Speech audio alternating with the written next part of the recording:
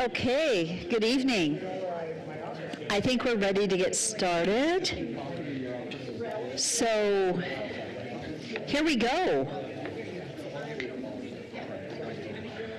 So as we begin this evening, I just want to say welcome to the Nampa City Council meeting.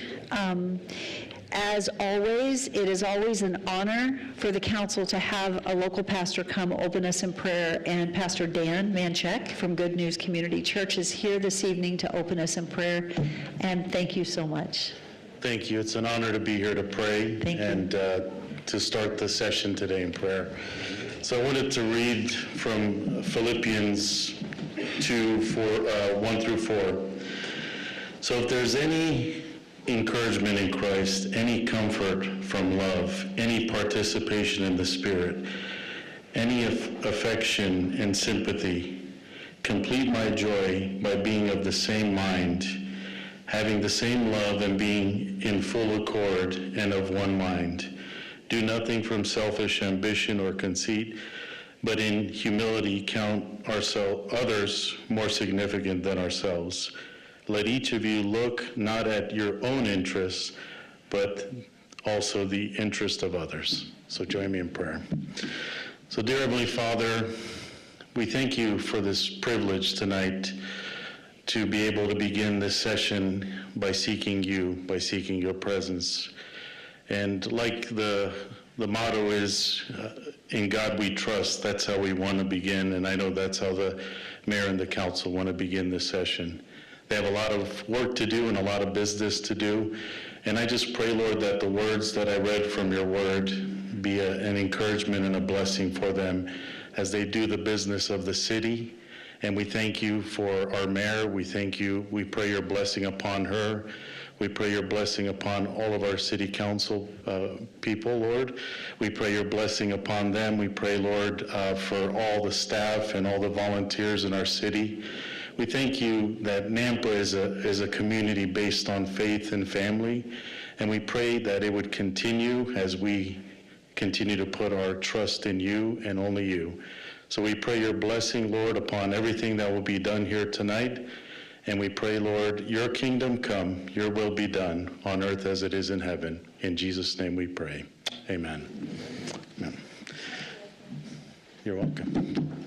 I pledge allegiance to the flag of the United States of America and to the republic for which it stands, one nation, under God, indivisible, with liberty and justice for all. Thank you. Okay, let's begin with roll call.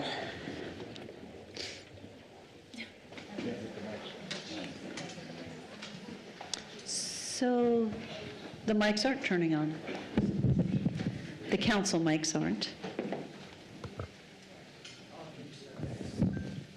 Restart just our mics.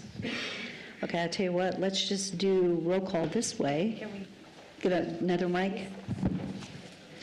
A handheld? Is there a handheld back there? Okay, here we go. We're gonna, he's passing one. Okay? Here. Let me call your name. Okay. We do have one council member online. Rodriguez. Here. Jangula. Here. Hills. Yes. Reynolds. Here. There you go. Here. Haverfield. Here. Griffin. Here. All present. Thank you. Okay, as we start this evening, I would ask if there are any proposed amendments to the agenda that council is aware of, and I am not aware of any myself. I have a couple as far as for the consent agenda. Yes. I would ask to remove for clarification. We haven't done. Well, this is proposed amendments to the agenda, and so I think you're asking that we move an item. Okay, what item is that? I'd like for clarification purposes items 15C, 15I, and 16A. 15C, 15I, and what was the last one? 16A.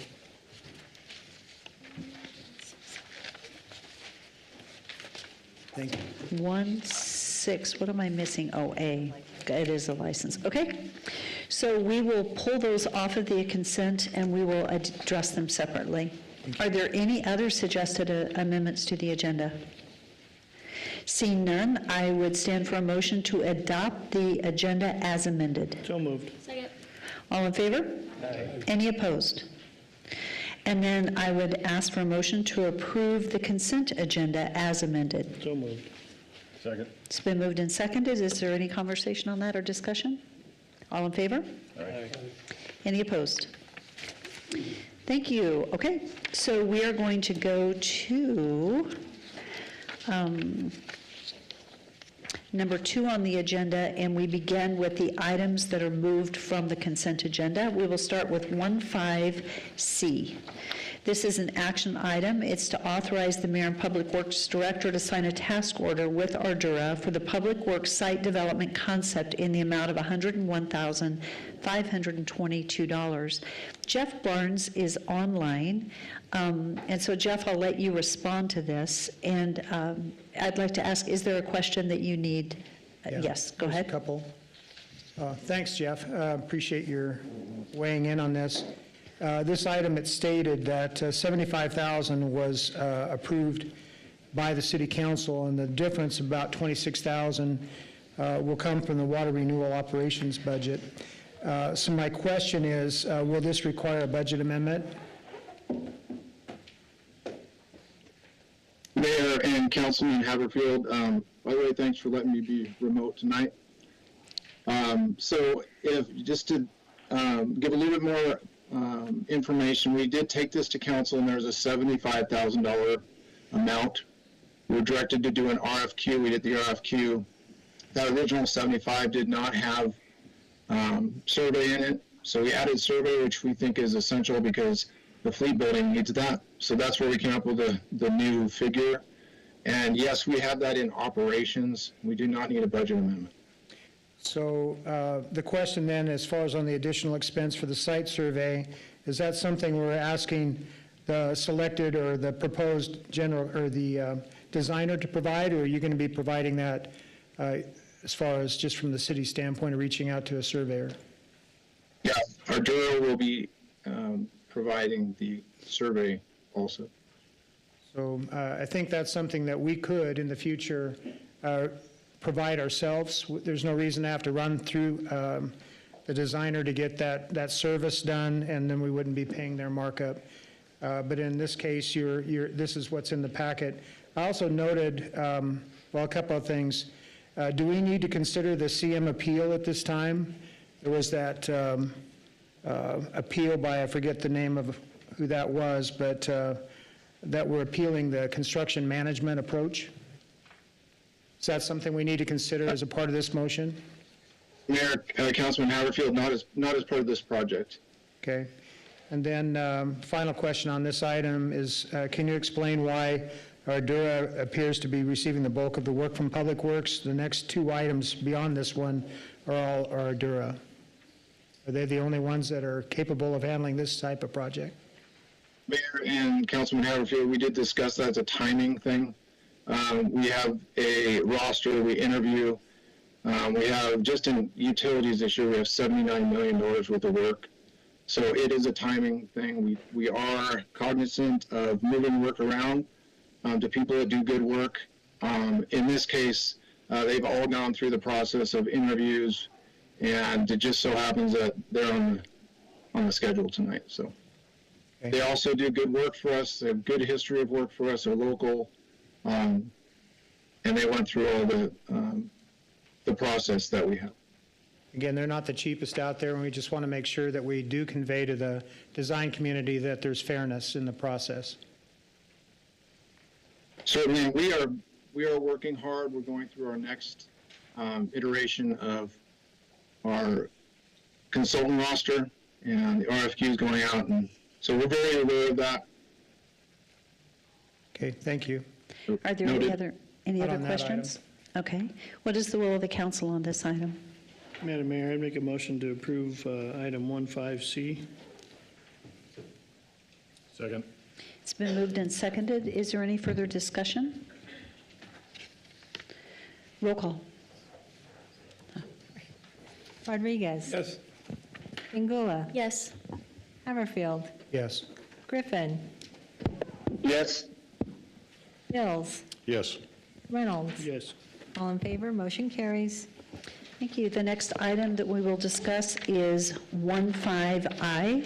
This is an action item to award the bid and authorize the mayor to sign a contract with Excelsior Construction for the construction of the Airport Automated Weather Observation System, otherwise known as AWOS. The hangar in the amount of $271,900. It has been approved by city council, city attorney, and it is a pending approval of the FY25 budget amendment. Hi, Crystal. So what is our question on this one? Thank you, Mayor. City Council again authorized, I think, $220,000. Is that what it was? I'd have to go back through my packet, but it was short of the amount that is actually being requested, $250,000. So the $22,000 additional will come from it states fiscal year capital budget realignment from pavement and hangar projects. So I guess my question is, are we shortening other projects by virtue of slipping this money back over to cover the cost of this? Mayor, Councilman Haverfield, we had put that budget line item into this year's budget, anticipating that we would finish our hangar assessment earlier than we did. We just received the assessment for it, so we won't be able to spend down all of the money for the capital improvements that we had budgeted for. So no, it will not. So the money's available, is that what you're saying? Yes. Okay, that's what I was hoping to have an explanation on, to make sure that, again, it's just a trust but verify approach. Thank you. Thank you. Thank you. And I would say that our staff will not bring something forward that does not have budget capacity for, correct? Yes, ma'am. Yes, thank you. I know that you wouldn't, so thank you. Is there any other discussion on this item? Okay, is there a motion? What is the will of the Mayor? council? Mayor, just to follow up then, it says pending approval of a budget amendment. When will that be taking place? Doug, we had a discussion about this earlier today. I'll let you answer that. Okay, let's pass that one down. We have the amendment scheduled for the first council meeting in May. So all the aspects referred to tonight for amendment will be on that amendment. Then you're confident that the money is available, the additional amount? Okay, thank you. Yes. Thank you. Okay, what is the will of council? Madam Mayor, I move Yes. that we approve item 15I. Second. It's been moved and seconded. Is there any other discussion? Seeing none, roll call. Rodriguez. Yes. Bills. Yes. Haverfield. Yes. Griffin. Yes. Pingula. Yes. Reynolds. Yes. All in favor, motion carries. Thank you. Okay, 16 licenses, 16A. This is an action item. This is a new alcohol license for a restaurant, and it is located at 5830 East Franklin Road for off-premise beer, on-premise beer, wine and liquor by the drink. So my question, Mayor, is the determination or the indication of off-premise beer sales. Can you explain what that is? Madam Mayor, Councilmember Haverfield. That's fine. Andy Field. So that is something that is automatically put on by ISP because it gives them the ability to take a product that's already closed and leave. So that is something that we have questioned that before, and that is the response we received. I can justify the on-premise beer, wine, and liquor by the drink. It was just the perception of them taking an open container off-site. So that's not what we're talking about here. It's like sales like you'd get at Albertsons or anyplace else. Correct. Thank you, that's all I needed. Are there any other questions? Excuse me, are there any other questions on this item? Seeing none, what is the will of council?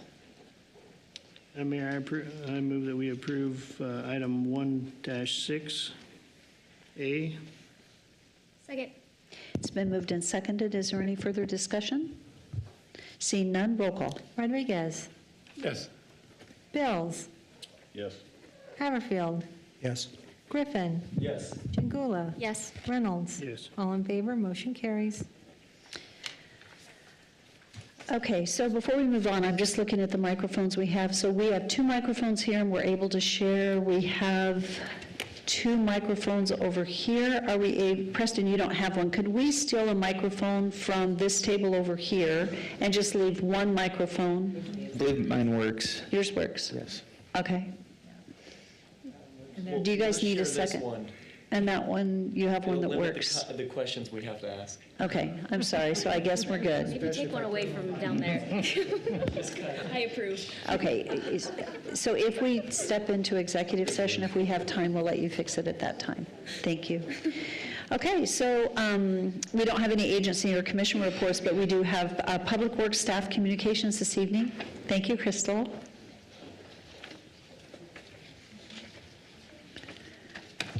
Good evening, Mayor and Council. We're going to keep this short and sweet because you guys hear my voice a lot. I'm going to invite our newest street assistant superintendent up, Stephen Overweg, to actually give this for me.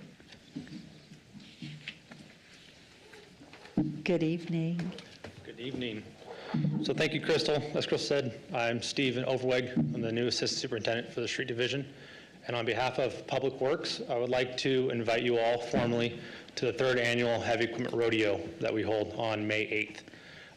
Your guys' participation and support and just being there would mean a lot to the staff.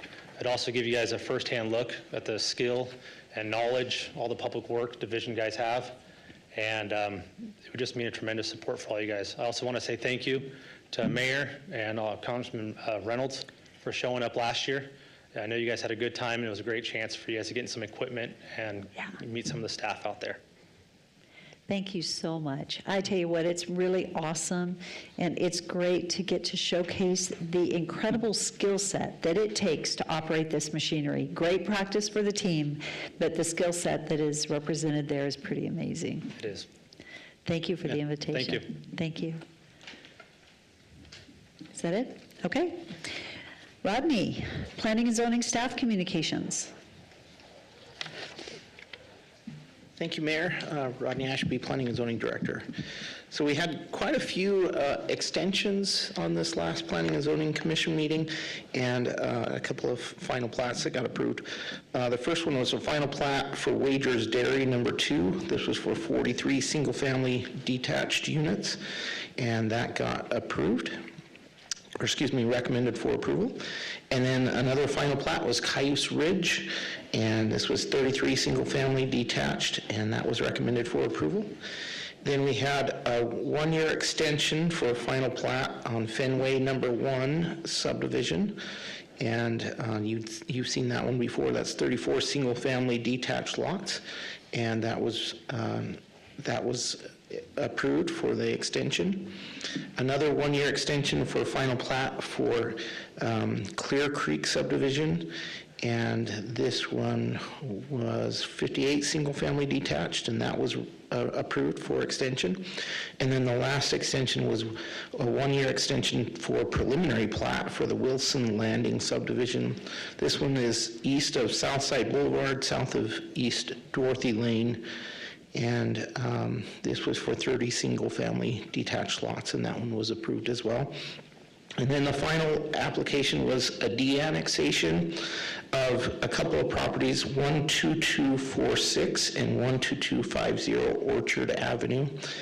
And that was because the applicant said that it was annexed by accident. And after review of all the records, we just couldn't find that. And so the Planning and Zoning Commission just asked them to come back. They continued that public hearing. One of the issues was that the county had indicated they do not want this to be de-annexed back into the county. And so that it wouldn't be compliant with their codes. And so they're working that out. It sounds like they're likely going to be withdrawing, but I can report on that when that happens. Great, thank you. Any questions? Rodney, thank you for the update. Okay, we're going to move into new business items. Our first business item is an action item. This is a request for reconsideration of annexation and zoning to RS6, single-family residential, a potential development agreement and preliminary plat for Swainson's Hawk Arbor subdivision at 0 West Greenhurst Road.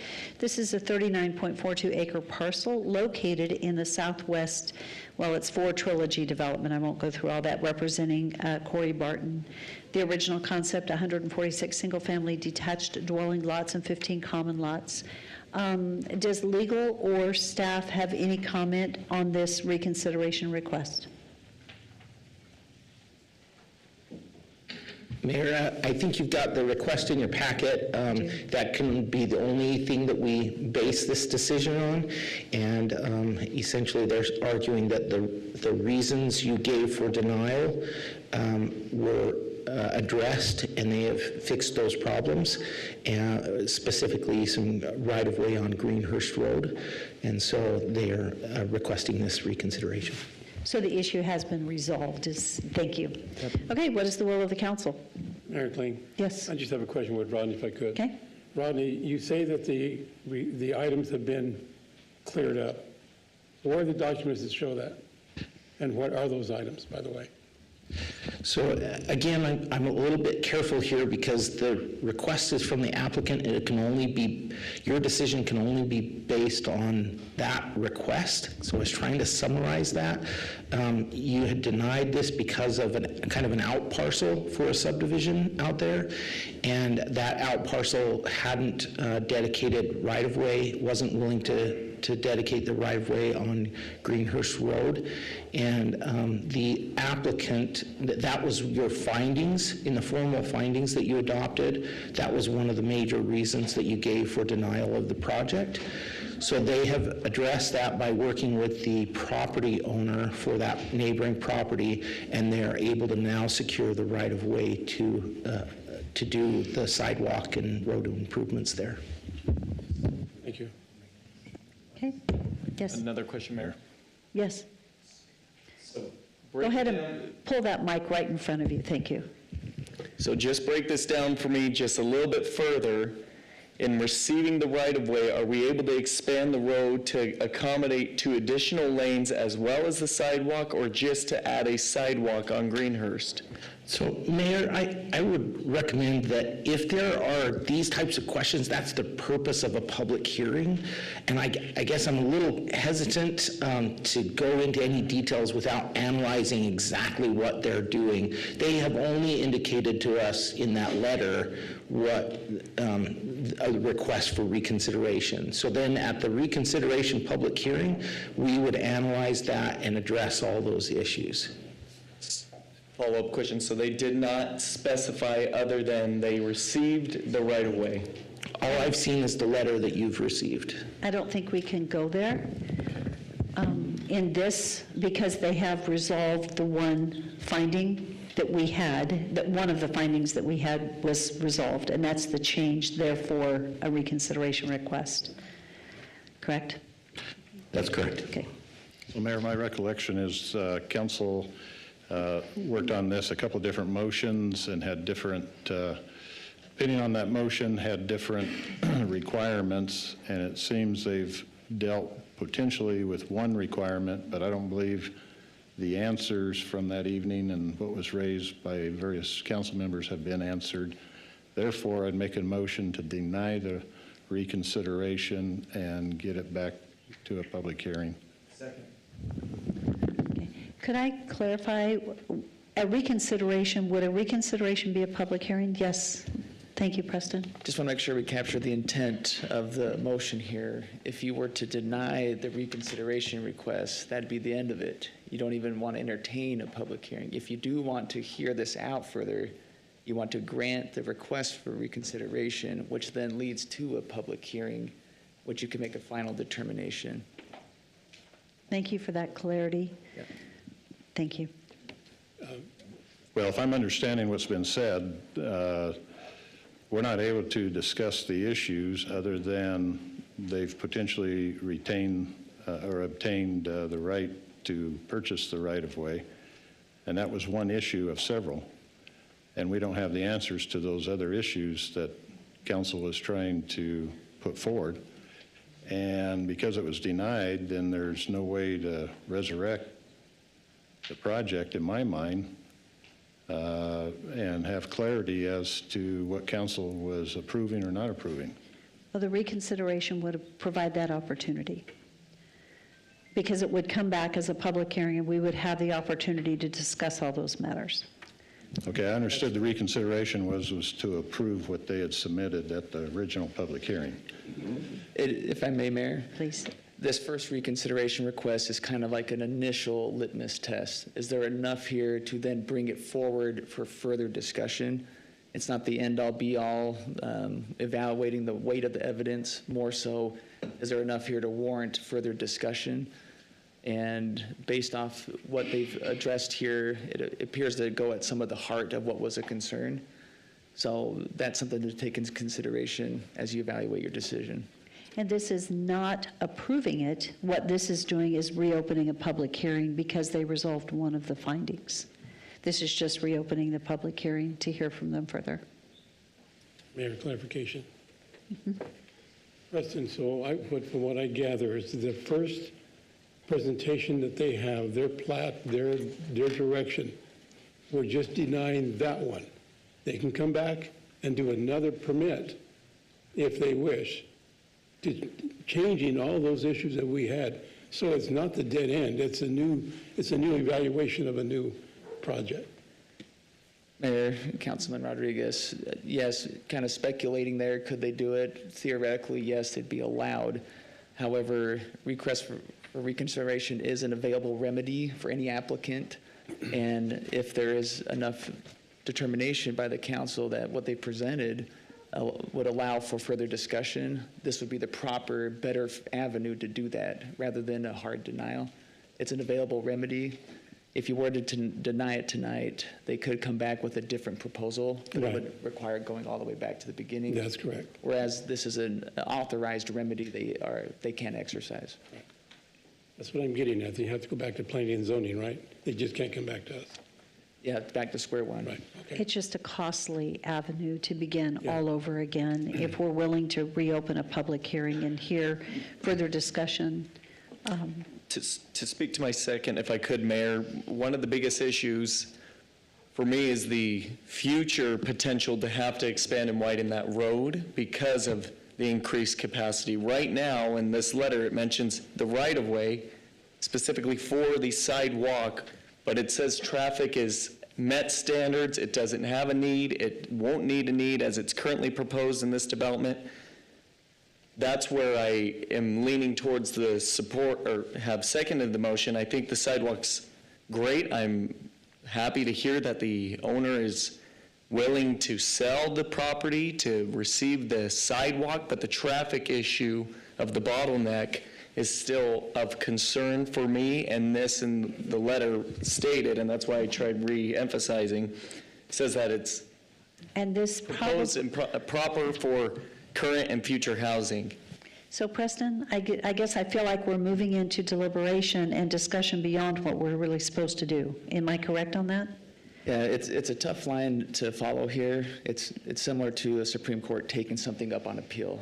They're not going to decide the merits of it, but they're going to determine is there enough information here that would warrant further discussion. You're not going to make a final determination. And so that would be your decision tonight. Is there enough here to bring them back in, talk about it, get the scope of it, and then make a final decision? And get the answer to those questions. Otherwise, you'd be making a decision here based strictly off what you're reading and may miss some context that they could explain. Right. So I think what Sebastian's looking for is some more information, but yes, Daniel? Mayor, Councilman Griffin, the letter states the right-of-way to dedication, which would allow for the construction of frontage improvements, including sidewalks. From a technical standpoint, when engineers and the developers talk about frontage improvements, they are likely talking about full road widening. When I read that, that's how I would interpret what they are saying. So the only reason to counter that, and maybe we do have to flesh this out, they mentioned the right-of-way, and then they mentioned traffic and the road being operating well within the level of service it was designed for and will continue to do so with this proposed development. Makes me interpret it as the road is fine, we're not going to touch that. We have the right-of-way and we're going to fix the sidewalk. And maybe we have to flesh this out a little more, but I think it's clear, and that's where I have my concern. So right now, we have a motion on the table to deny. Oh, I'm sorry. Thank you. Thank you. We have a motion on the table to deny the request for reconsideration, and we have a second for that. And we are in discussion. Does that motion still stand based on the information? Well, I'll withdraw the motion. I'm not asking you to, I'm just asking it if it stands, if you want to maintain. It's totally up to you. When would we be able to hear this project? How far out would it be? I think we're scheduling into July right now, so it's pretty far out. Does it have to be? I mean, right now, we're scheduling 4 public hearings. It depends on what the public hearings are. If it's a heavy, large public hearing, or if they're smaller ones. So it could be as far out as July, or we could push it up. So, question for legal. So if we change the motion and go through that, and this is given reconsideration to come back before council, are we limited only to the right-of-way on what was proposed on the project, or will we have allowance to deal with the motions and the requests that were made during the public hearing and the deliberation thereafter? Mayor, Councilman Bills, you'd have the latter, the full opportunity to reevaluate, reconsider the entire application. So you wouldn't be limited just to this one aspect, but it'd be in a sense, a rehearing. It's a reconsideration. We can take into consideration all elements of the application That's at correct. that time. All elements. Okay, I'll withdraw my motion. I'll withdraw my second. Okay? Mayor Kling, Yes? I'll make a motion to allow the request for reconsideration with the information provided in our packet. Second. It's been moved and seconded. Is there any further discussion? Roll call. Rodriguez? No. Angola? No. Bills? Yes? Reynolds? No. Griffin? Yes. Haverfield? Yes. Mayor is a yes. Okay. Then the motion passes. 5.2 on the agenda is an action item to authorize the Mayor and Public Works Director to sign Phase 2 early works with procurement price amendment construction manager general contractor contract with IMCO, construction for the wastewater treatment plant Group G headworks, replacement project in the amount of $15,355,404.17. It has been approved by legal and is approved in the FY25 budget. So moved. I have a question, Mayor. Second. It's been moved and seconded. Thank you. Discussion? Yes, Mayor. Yeah. Jeff, so it says the engineering phase 1, pre-30% design approved, $1,258,408. On the engineering phase 2, 100% final design. 2 questions. Are we paying the 100% final design?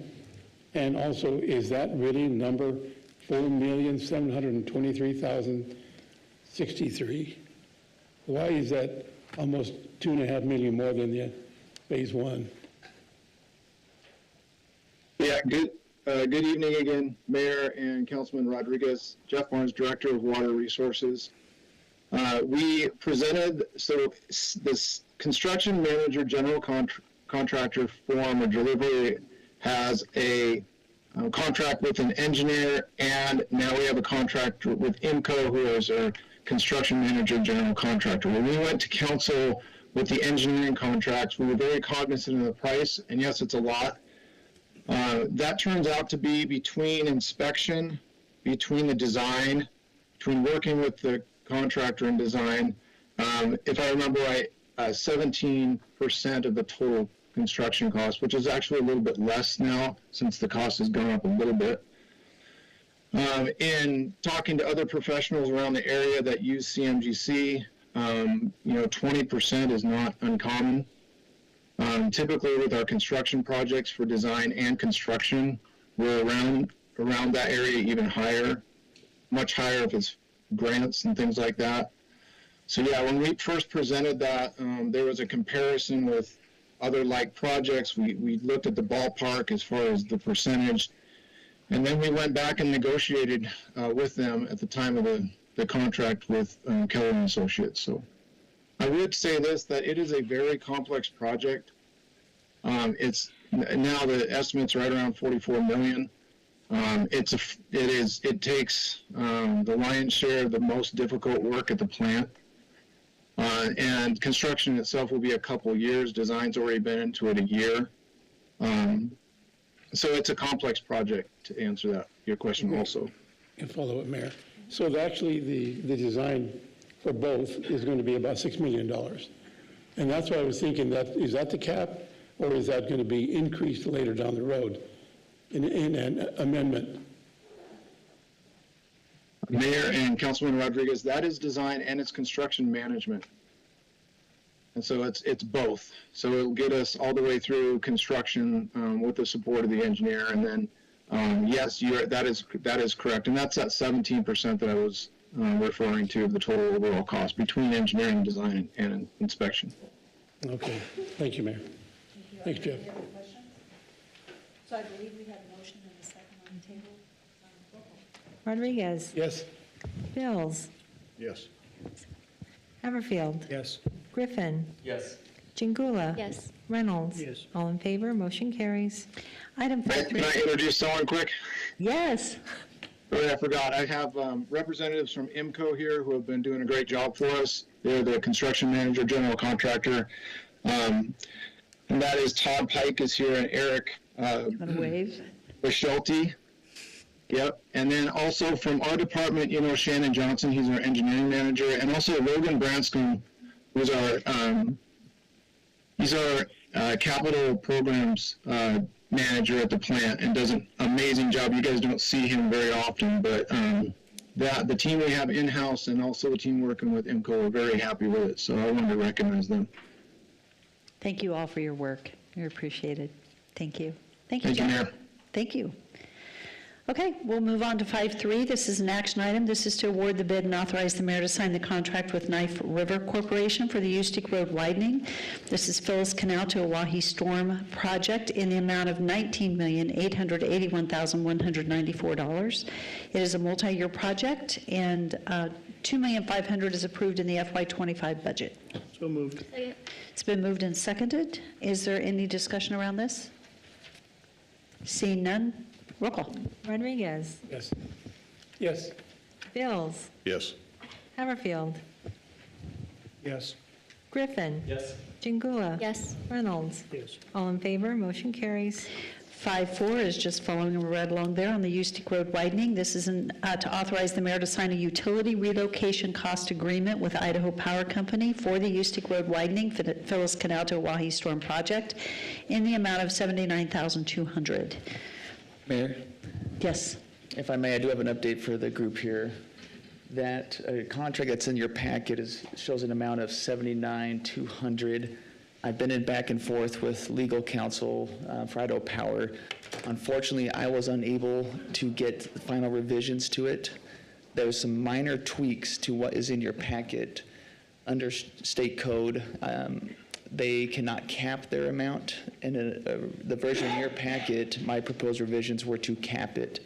And so we didn't finalize those final tweaks. In principle, the whole document will remain the same. But what is before you tonight cannot be agreed to because we haven't finalized that language. So I just wanted to bring that to the body, and we'll have to continue this. So we could go ahead. Go ahead. Can we make a motion that, Subject to approval. subject to Yes. the legal language being completed? Yeah, and there's nothing controversial in those revisions. So to keep this moving forward, that would be well taken. So Mayor, I'd make the motion that we approve item 5-4 and subject to the legal documents being finalized. Second. Thank you. Great idea. It's been moved and seconded. Is there any discussion? Seeing none, roll call. Rodriguez? Yes. Reynolds? Yes. Haverfield? Yes. Griffin? Yes. Jingula? Yes. Bills? Yes. All in favor, motion carries. So our next item is a street naming ordinance for Nay Drive. We do have to read the ordinance, and it is requested to pass under suspension of rules. An ordinance of the City of Napa Canyon County, Idaho, changing a section of East Locust Lane to Nay Drive. Mayor, I make a motion to pass under suspension of rules. East Locust Lane? Is it in our impact area? I'm sorry, I should have looked at this. I missed it. So it's been moved and seconded, I think. I stepped in. didn't catch the second. Who is the second? Thank you. Okay. So has Daniel got info on that? Daniel, do you have info on this? I do. Because East Locust Lane is impact area. I'm surprised I don't know if that's in our, So, Mayor and Council, there is a small portion of, it's a county subdivision, we do the addressing within our impact area, and so yes, it is in the county. This section of Locust, there's a small section in an older subdivision that's adjacent to the city that is addressed off of Locust and should have been continued as Nay when the county addressed it decades and decades ago. So it's not actually changing any of Locust as we know it. There is just a small section in that Wheeler subdivision there that is addressed as that now. We are cleaning it up, changing some addressing and cleaning that up. So it's not messing with the actual Locust Lane that you would know. It's just a stub piece off of that. Yeah. thank you for that explanation. Not a problem. Thank you so much. Okay, so we do have a motion on the table and a second. Is there any further discussion? Roll call. Rodriguez? Yes. Bills? Yes. Haverfield? Yes.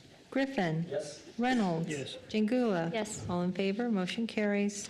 5.6 is an action item, and this is to authorize funding for an independent contract investigator not to exceed $50,000 for FY25. So moved. Second. Thank you.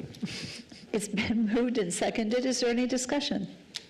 That's it. Mayor, is there the possibility of getting any information as far as on the need for the position or not?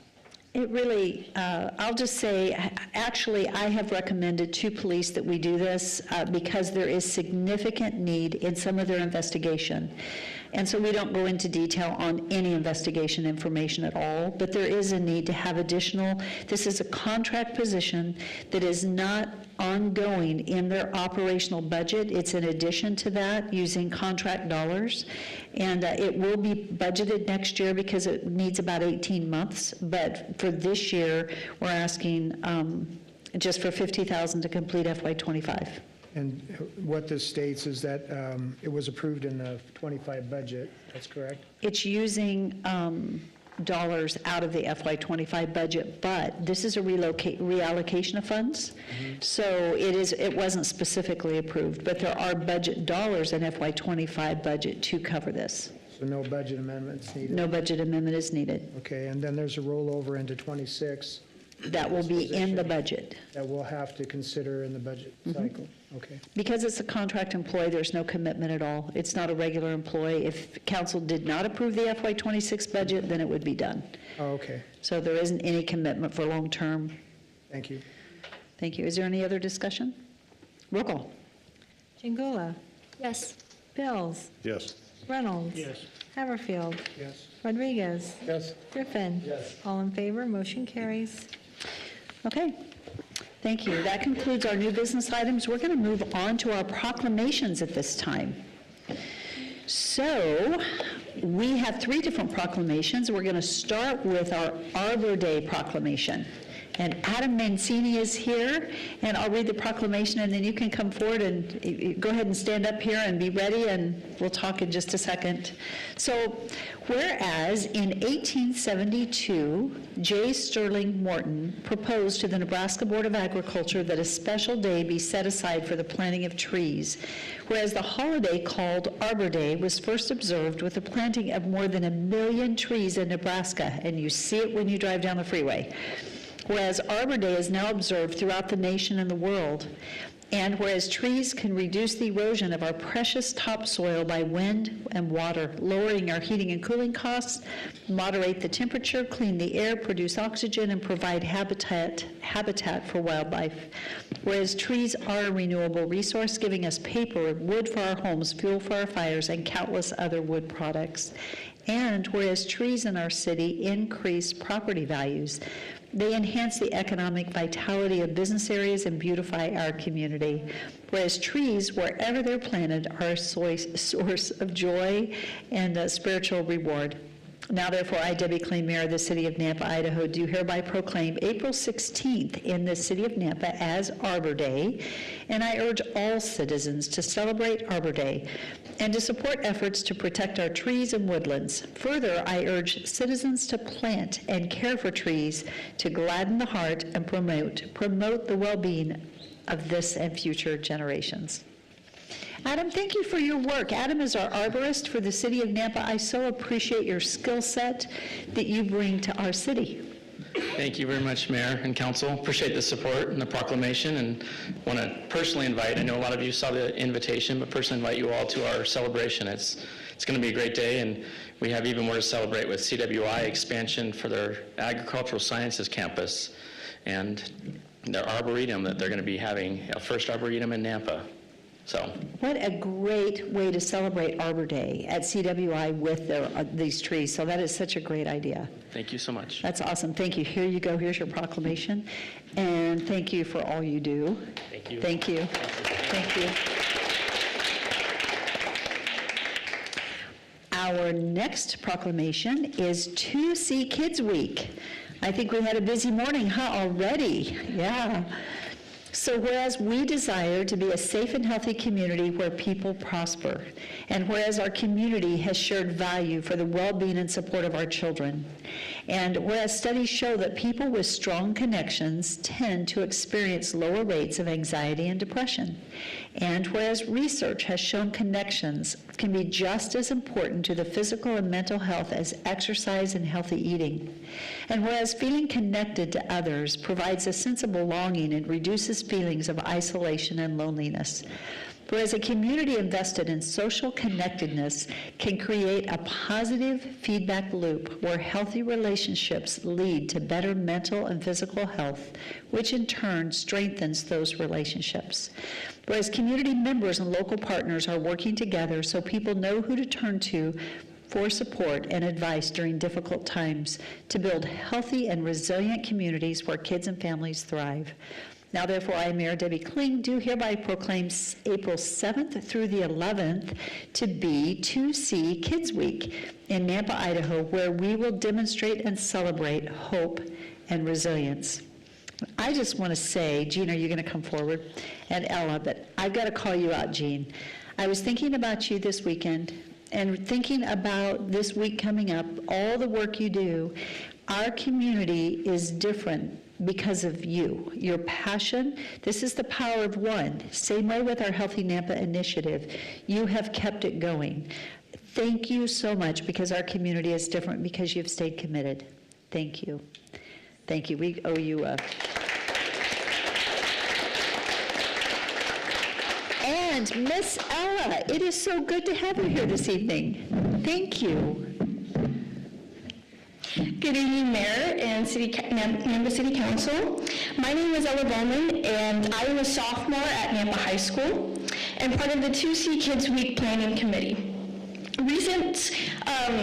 There was a recent meeting with local students, and we talked about 2C Kids Week with some of the adults. One of the main themes was connection. This week focuses on simple ways our community can support kids and increase connection. We also plan on finding ways to thank our teachers and those who work at the schools. One activity we're doing is sharing clips with students to help spread kindness and bring some fun into our day. I've brought a clip for each of you, so thank you for all that you do to support the youth at Nampa and the community.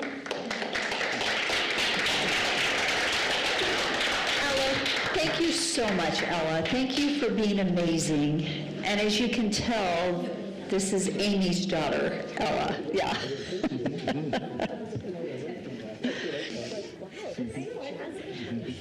Shall we do a photo? Okay, council, we all need to get up with our pens and do a photo. Thank you.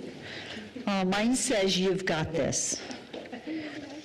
Last year. Okay, here, guys. This is yours to hold like that. There you go. Okay, are we all in? She'll be a future mayor. Uh-huh. Yeah. Okay, here we go. Ready? 1, 2, 3. Good job, Anna. Good job. I just thank you so much. Thank you, David. Thank you so much for being out there. I wasn't out there this morning. I know Miss Amy was high-fiving. It is so sweet at the beginning of the day to high-five the students, and then you're doing it in Caldwell on Friday, and then chalk the walks that took place. I'm sorry, say that again? Oh, I guess it did rain, didn't it? I was in all day, so I didn't really see it. Thank you. Okay, so our next item tonight is, it's regarding Sexual Assault Awareness Month. It's unfortunate that we have to talk about this. It's hard to follow that, isn't it, with a challenging topic. But we'll read this, and then Adria, go ahead. Thank you for coming forward. Whereas the month of April is Sexual Assault Awareness Month, which provides an excellent opportunity for citizens to learn more about preventing sexual violence before it can start, and to show support for the Nampa Family Justice Center, which promotes safety, self-sufficiently, hope, and healing to survivors of abuse, and the other numerous organizations and individuals who provide critical advocacy services and assistance to sexual assault survivors. Whereas the City of Nampa acknowledges sexual assault affects women, children, and men of all racial culture and economic backgrounds, and holds that all persons have great intrinsic value and are worthy of hope, healing, and support available to all people. Whereas in addition to the immediate physical and emotional costs, sexual assault may also have associated consequences of post-traumatic stress disorder, substance abuse, depression, homelessness, eating disorders, and suicide, and can be devastating for not only the survivor, but also for the family and friends of the survivor. And whereas the City of Nampa believes that no one person, organization, agency, or community can eliminate sexual assault on their own, but is committed to working together to educate our entire population about what can be done to prevent sexual assault, support survivors and their significant others, and increase support for agencies providing services to survivors. And whereas the City of Nampa is committed to being safe and to being a safe and healthy community where people prosper, and strongly supports the efforts of national, state, and local partners and of every citizen to actively engage in public and private efforts to prevent sexual violence. Whereas it's time for all of us to start conversations, take appropriate action, support one another, and create a safer environment for all. Now, therefore, I, Debbie Kling, Mayor of the City of Nampa, do hereby proclaim April 2025 as Sexual Assault Awareness Month, and call upon all citizens to join advocates and communities across the country in taking action to prevent sexual violence. Thank you so much, Adria, for coming. And then I'll give this in a minute, but share with us. Thank you. Good evening, Mayor Kling and council members. My name is Adria Juris, and I am the Sexual Assault Advocacy Program Coordinator at the Nampa Family Justice Center. Thank you for this proclamation and for supporting the work that is so near and dear to our hearts.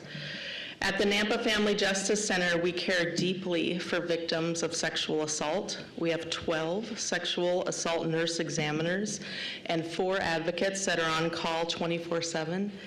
In collaboration with law enforcement, this team serves all of Canyon County and responds to calls at several local hospitals to perform forensic exams. We also perform forensic medical exams at the Justice Center. Exams at the Justice Center offer a comfortable atmosphere. Without the institutionalized hospital environment, we can streamline the exam process for the victim and for all professionals involved. It is our goal to offer support, comfort, and empowerment to victims of sexual assault during exams, and to provide options for wraparound services such as counseling and support groups. During 2024, 70% of clients who received a forensic exam also received additional wraparound services from the Justice Center. Advocacy changes lives. Our mission is to promote hope and healing to these victims. We're honored to offer these services to victims of sexual assault, and we appreciate your support. Thank you. Thank you for being here tonight. Thank you for all you do. Jeannie Strohmeyer, thank you. You guys are so appreciated. You have a hard job. Thank you. Thank you so much. So we do a photo? Council, let's do it again. You've got the routine down.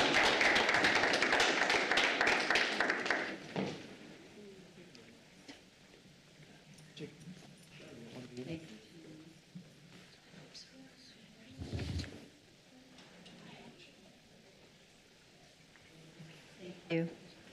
I will say that in the last couple of weeks, we have had 2 youth suicides in our community, a 13-year-old and an 11-year-old. And I tell you what, that grieves my heart to think about that and what's happening in that child's life. And the work that is being done, both at the Family Justice Center and then like through 2C Kids Succeed, those are incredibly important efforts. That the work is endless. Thank you guys for, you're on both ends of it, trying to encourage kids and keep them, and then to protect the kids when those assaults happen. So thank you guys for your work. Very much appreciated. Okay, this is an opportunity for our public forum. This is when Nampa residents wishing to speak on a non-agenda item have an opportunity to do so. And we have a presentation. We're going to start with St. Luke's, and this is their SWAB event coming up. And so I believe we have Marie Johnson. Is that right? Right, RN from St. Luke's. Thank you for joining us tonight. Thank you. Thank you for having me. I am Marie. I'm a registered nurse. I work at St. Luke's Cancer Institute, downtown Boise. I'm on their apheresis team, and I'm also a volunteer ambassador for NMDP. So one of my favorite things to do at work is to collect stem cells from NMDP matched donors. Typically what happens when someone is diagnosed with a blood cancer, such as leukemia, lymphoma, myeloma, they start down the path, and often the journey leads them to the point where they do need a stem cell transplant. Typically, the doctors will then look to that patient's family and to see if they can find a tissue match there. I've had the opportunity to collect stem cells from matched siblings, one time even a matched cousin, but only 70% of blood cancer patients will have a match for their stem cell transplant in their family. And so when they go to the family and there's no match, it can be pretty devastating. And that's where NMDP comes in. Once it's established that there are no tissue matches in a family, NMDP and the doctors and the families and the patients can work together to try and find a match. And so that's what we are trying to do at our SWAB event, to get on the NMDP stem cell donor registry. We need people just out of the goodness of their hearts to come and say, hey, I want to save a life. This is something I'm willing to look into and possibly do. The percentage of being a match is pretty small, but it definitely is there, and I've collected many mismatched, non-related donors.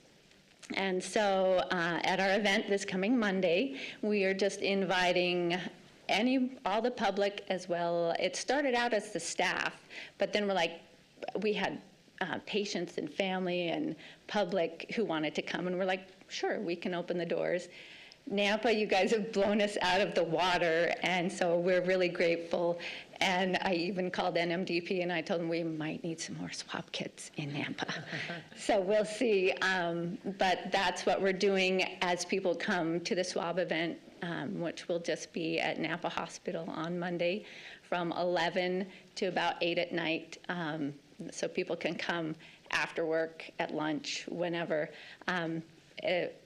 Anybody in the public who wants to come, there'll be NMDP leadership there. We'll also have some volunteers, and the whole process will be explained. People get to swab their own cheeks. That's all it is. If you go through all the paperwork and decide this is something I qualify for, this is something I am willing to do, because NMDP takes joining the registry pretty seriously. They want you to know what you're getting into. 10 swabs on this cheek, 10 swabs on this cheek, send your envelope in, and you could be someone's second chance at life. So, any questions? Mayor Kling?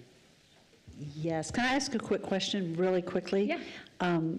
It's what do you call that, the acronym? Could you say that, spell it out? What is that? The letter NMDP. Which stands for? It used to stand for National Marrow Donor Program, or most people in the public know them as Be the Match.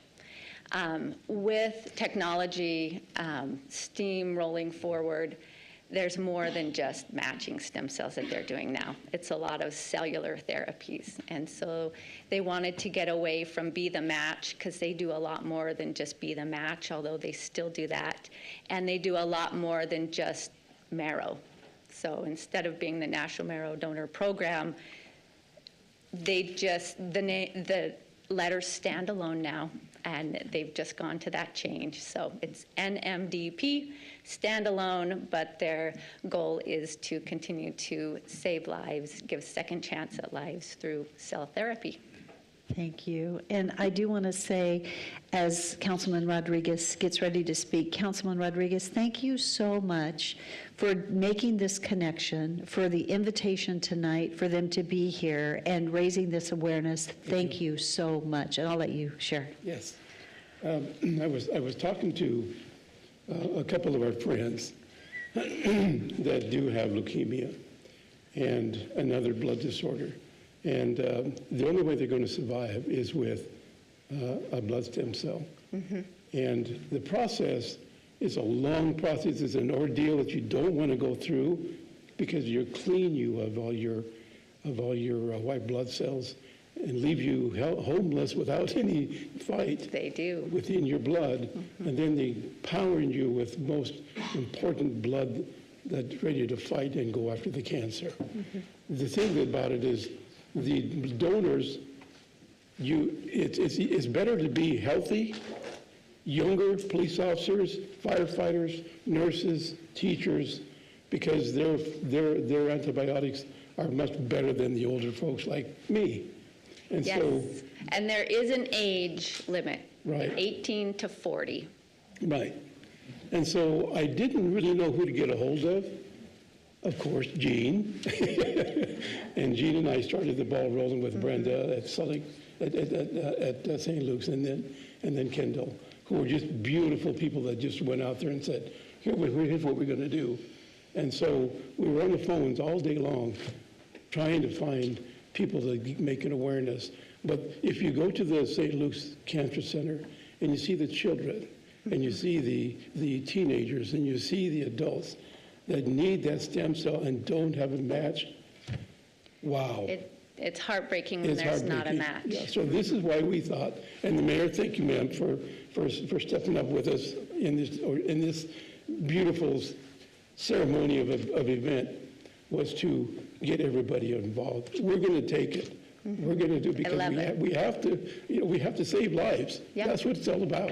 Yeah, and you never know when you could be the match. My brother-in-law was a match for a 65-year-old in Poland, so it's not just in the States. Wow. We've sent cells from our hospital to Paris, so it is global. So when you sign up, it's maybe you're not going to save someone here. It could be anybody across the globe. Well, you have to, and you folks in the audience, please do. Please go and help. Jean, thank you, my friend. Yeah. Mayor? Yes. Thank you so much. Mayor? Yes. So I'm not sure that I heard what you said, but did you say that it's only people ages 18 to 40 that can donate? That can donate. Okay. We are looking for volunteers. So if people want to come and hand out swab kits and kind of control crowds, I do have some flyers I'll leave in the back. Says the places, the hours. We'll be here in Nampa on Monday, the 14th, and then in Boise and Meridian on Tuesday, the 15th. So you guys can pick up some flyers if you know people, groups, organizations, pickleball teams, whatever.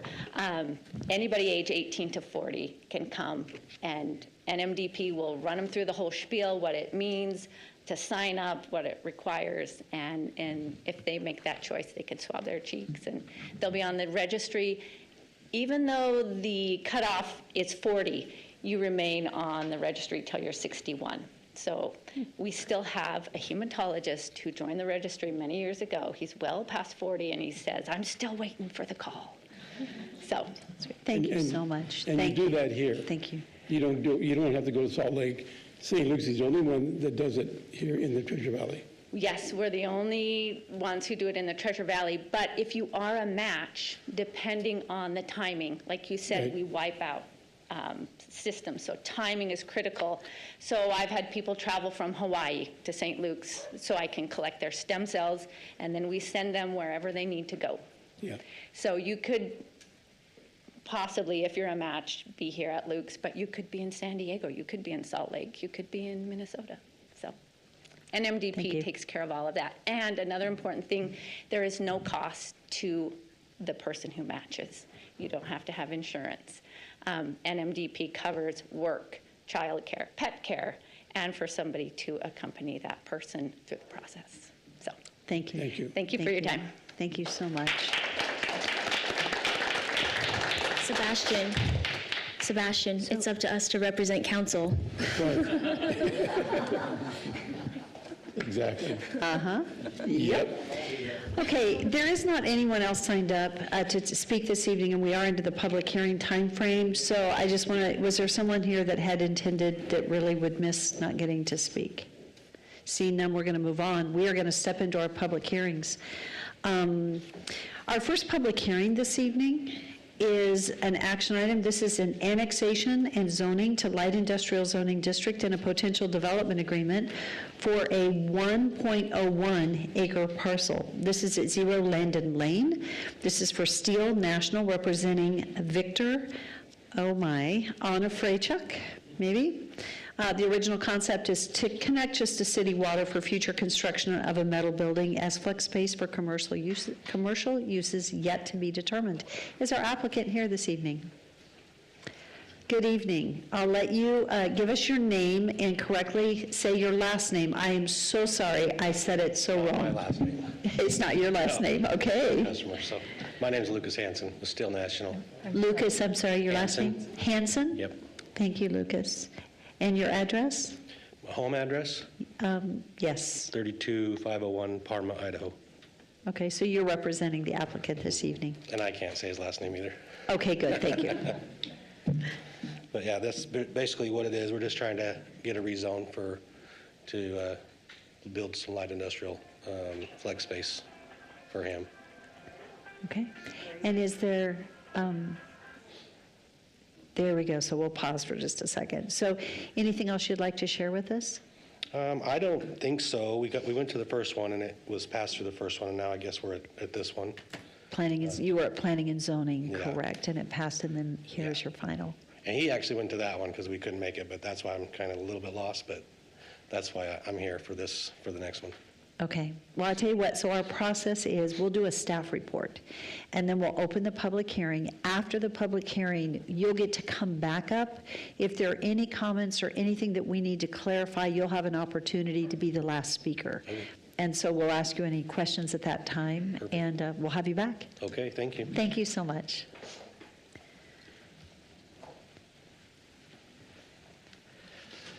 Hi, Mayor and Council, Rodney Ashby, Planning and Zoning Director. As has been stated, this is a request for annexation and zoning to IL, or light industrial zoning. This is just off of Caldwell Boulevard up against the railroad tracks and east of Middleton and kind of west of Karcher Boulevard. Kind of up in an area that is a little bit industrial right now, but it is zoned as, for the comprehensive plan, as commercial. So I'll get into that a little bit, but the intent here is to connect to city water for future construction of a metal building as flex space for commercial uses yet to be determined. So January 14th, the Planning and Zoning Commission heard this and voted to recommend approval with all proposed findings and conditions listed in the staff report. Staff looks at that and meets the code meets the criteria for the comprehensive plan, and the Planning and Zoning Commission recommends it, so we feel comfortable recommending it as well. So here's the comprehensive plan layout. You can see the commercial is the red, industrial is the kind of gray, and this is, again, the industrial is everything north and east of the railroad tracks. I believe that the intent here for commercial was because of its proximity to Caldwell Boulevard, but there are quite a few uses that are also industrial, so I'll go over that. To the north is the Union Pacific Railroad main line and Simplot across the main line. To the east is Union Pacific Railroad main line and Simplot. To the south is industrial equipment storage on unimproved county parcel, county light industrial. And then to the west is Idaho Storage Connection, boat, RV, and building public storage units. And that's county light industrial as well. So a lot going on in this area. Utilities are available, and they are requesting that for the water connection here. Traffic impact study is required for any project generating more than 100 new vehicle trips during any peak hour. This will not require that based on what we've seen so far. So I forgot to transition there. Those are the utilities in the area, and then an aerial view of where that is being proposed. So these are the criteria you see on a regular basis, annexation criteria and zoning criteria that must be met in order to annex the property. And then the IL description and purpose is that it is intended to create, preserve, and enhance areas containing a wide range of commercial. So I thought that was critical that we note that. It can include commercial, professional offices, industrial uses, and service industries that have a lower impact on nearby properties and is typically appropriate to areas providing good rail or highway access. And then you've got the property area width and yard requirements there. I can pause there if you need to, but I'll keep moving if I don't hear anything. And then I just wanted to point this one out, just to quell any concerns. Exterior storage of raw or primary materials, waste products, and construction materials shall be prohibited in that area, basically to the front of the property. And then if it's on the property, it needs to be screened from view from the public right-of-way. So we didn't receive any public comments, just from the general public, but we did receive comments from fire department. They indicated that they're 1.9 miles from the Nampa Fire Station 4 with an approximate response time of 6 minutes. And then they indicated their general comments about need for budgeting for fire employees and staff.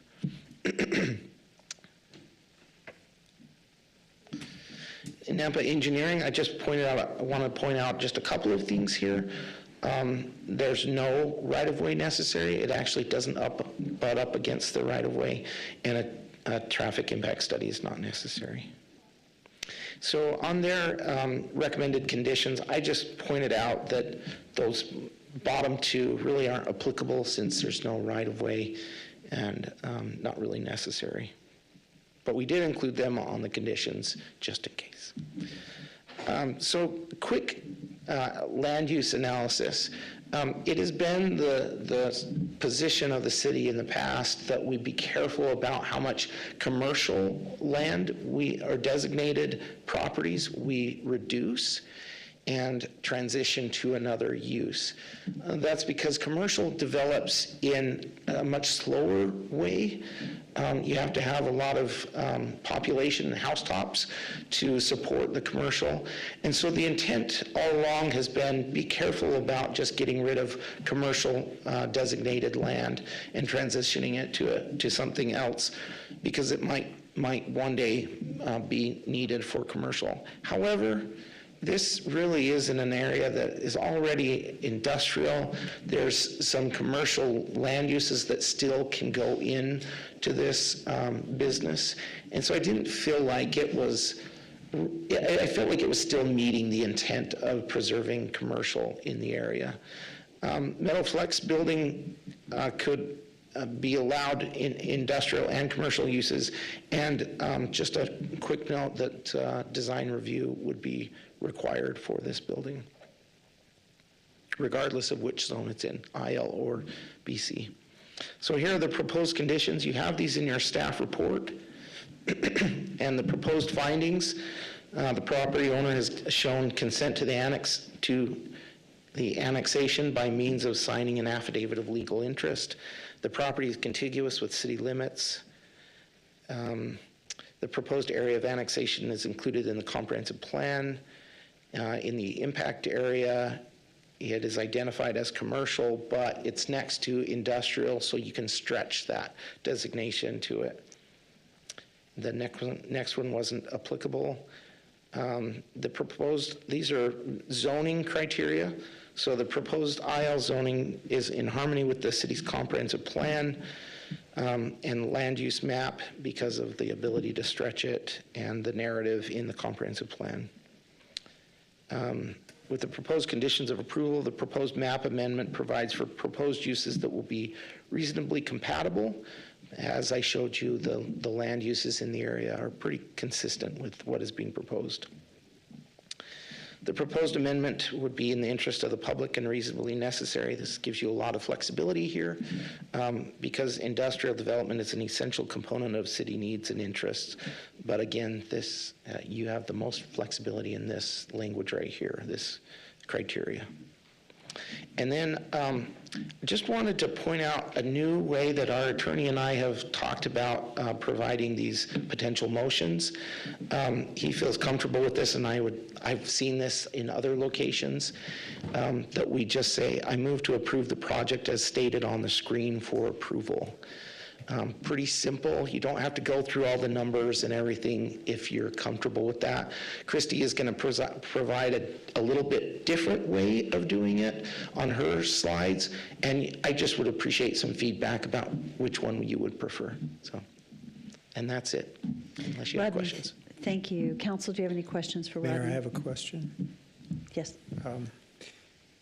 Land and Lane, it doesn't appear to have a fire engine turnaround at the end of it. I didn't see anything in the report that indicated that, other than in the fire department findings, they had one of the slip sheets as far as for the different ways that you can create a turnaround. Can you indicate which one will be taking place here? Are they going to be jointly creating a cul-de-sac or a Y-turn? What are they going to be doing?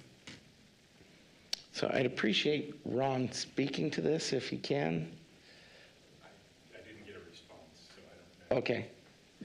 So one way or the other, they'll have to provide that, and I guess... Would you say what Ron's response was? Oh, I'm since he wasn't sorry. on? Thank you. He didn't get a response on that question, and so one way or another, when the building permit comes forward, we will have to analyze that and make sure that one or the other is done appropriately. But again, maybe the applicant could speak to that better than we could. Okay, so the turnaround not being in the report is a requirement. We need to indicate that as a condition of approval? No, because on the conditions of approval, one of those is just meeting code, and that is a requirement of code. So they would have to provide the turnaround on their property then? That's correct. Okay, thank you.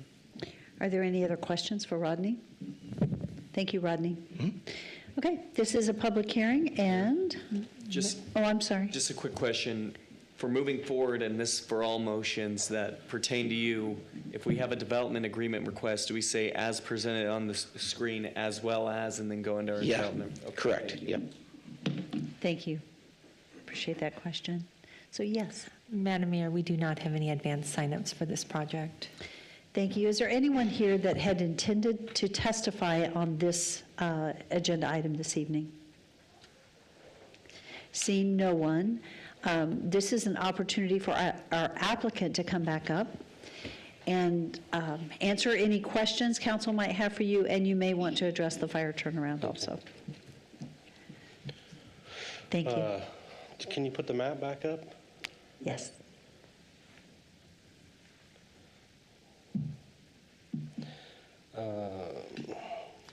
Okay, so if you look to the left there, there's another building right to the left of the property. Just come up the road a little bit, back to the south. There you go. Now to the left, right there. That's Victor's property as well. So he owns both of those parcels right there. And that parking lot right there is really big. He has semis going through there. So if it's possible, that could be a turnaround right there, because it is a dead-end street. Instead of going into that property, which he probably has plenty of room in that one too, but there is a very large space right there for semis to turn around. So. Mayor? Thank So- you. Yes. Sorry, Mayor. So the access point for the storage complex is where? It's on the other road. Okay, It doesn't so- even access on this one. That's just an emergency exit on that, to that.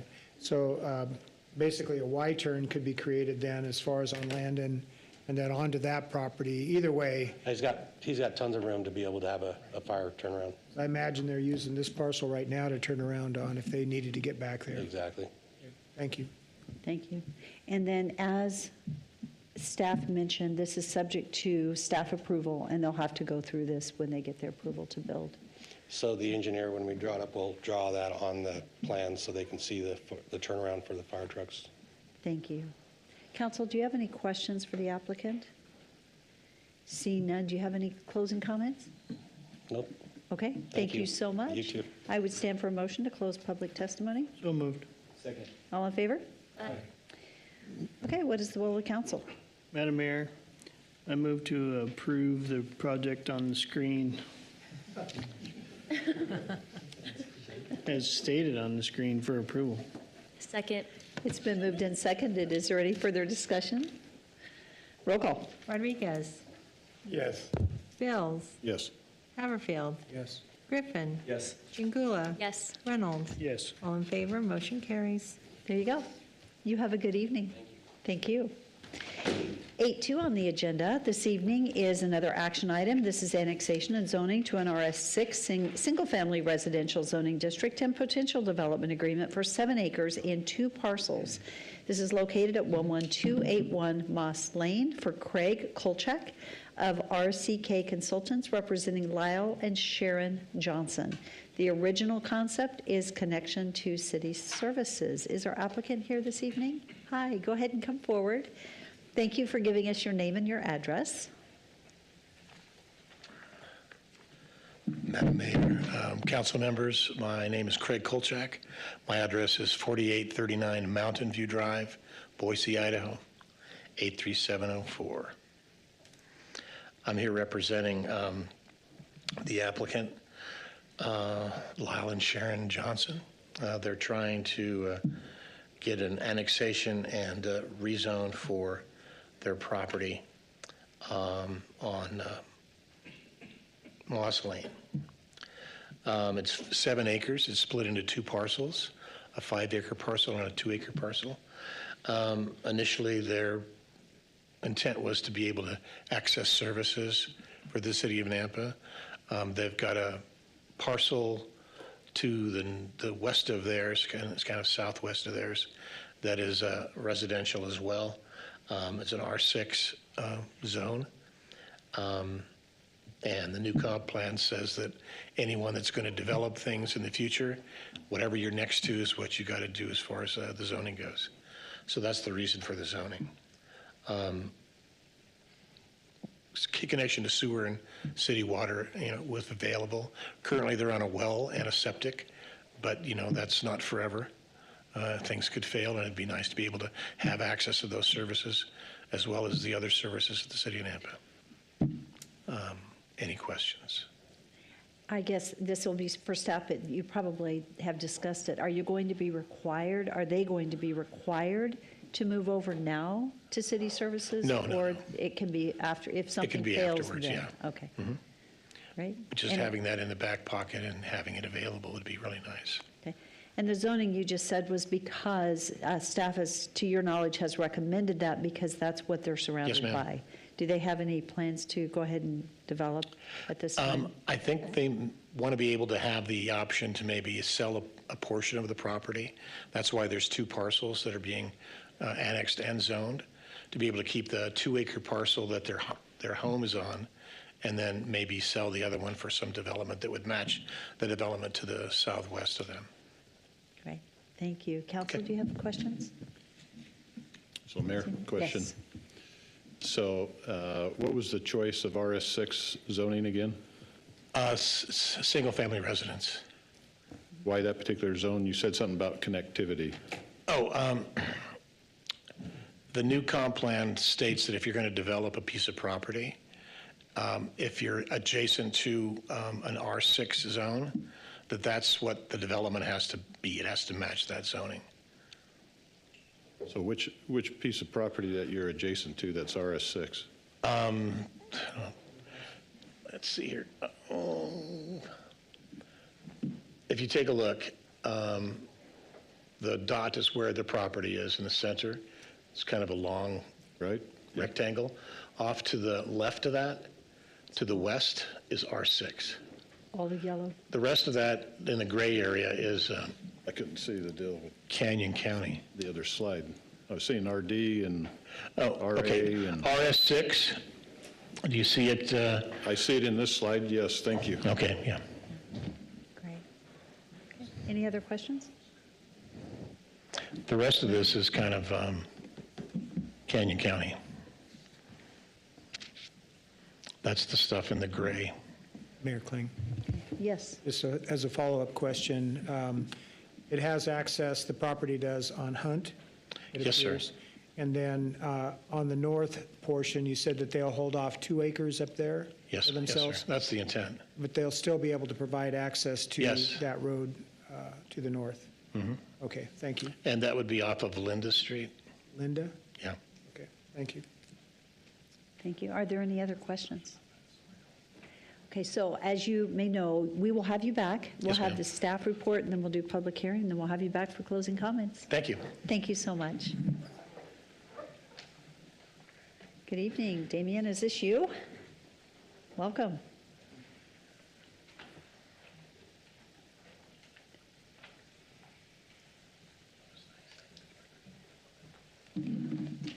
Thank you, Mayor and Council. Damian Snodgrass, Associate Planner, City and Nampa Planning and Zoning. The requested action item today is for annexation of RS6 zoning, single-family residential. So the property details: to the north, we have RD, two-family residential zoning. It is adjacent to Caldwell Boulevard, so there is a commercial strip over there. There is RS6 zoning over to the west, and there are county parcels to the south and the southeast. Here's a larger map to see more of the zoning in that area. So just to clarify with the comprehensive plan, the RS6 zoning is compatible with the other zoning in the area under the medium density residential designation. So staff found this to be a good zone to designate and annex this into. Currently, there are available services to this property. There is some correspondence with the engineering department regarding the dedication of right-of-way, as well as the classifications of the other roads in the nearby vicinity. There is also correspondence on traffic impact studies and frontage improvements that would need to be done at time of development, but not at time of annexation, since this is for city services.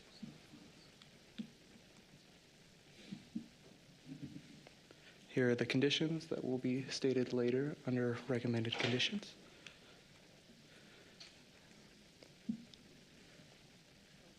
Hey Daniel, can you reconnect me?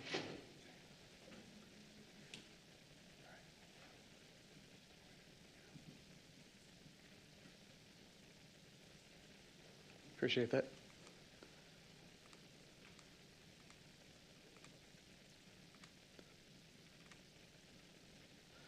There were some comments from fire regarding water supply comments, fire access comments, And these will all need to be addressed at the time of development meeting City of Nampa codes.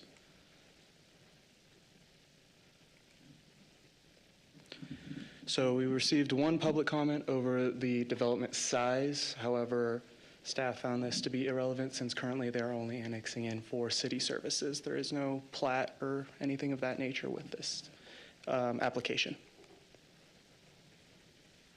So here are the applicable regulations for annexation and zoning. First finding for annexation is all private landowners have consented to annexation. Staff found this to be met.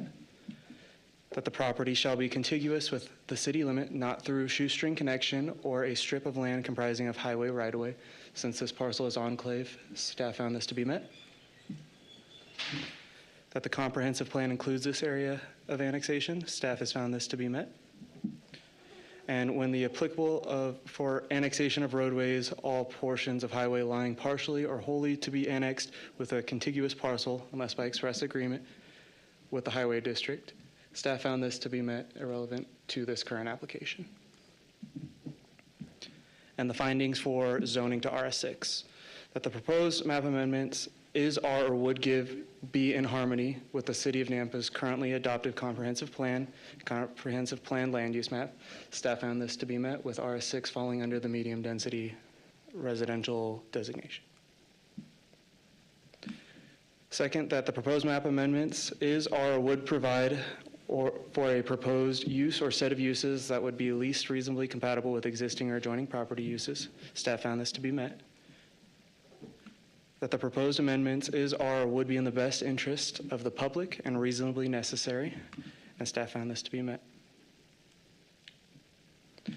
So the recommended conditions of approval is that the applicant shall comply with all city codes, that any on-site wells no longer proposed for use on the property shall be abandoned or removed with accordance with local and state regulation at the time of development and prior to connection of city services. That the property shall be annexed in with the Nampa Municipal Irrigation District at the time of connection.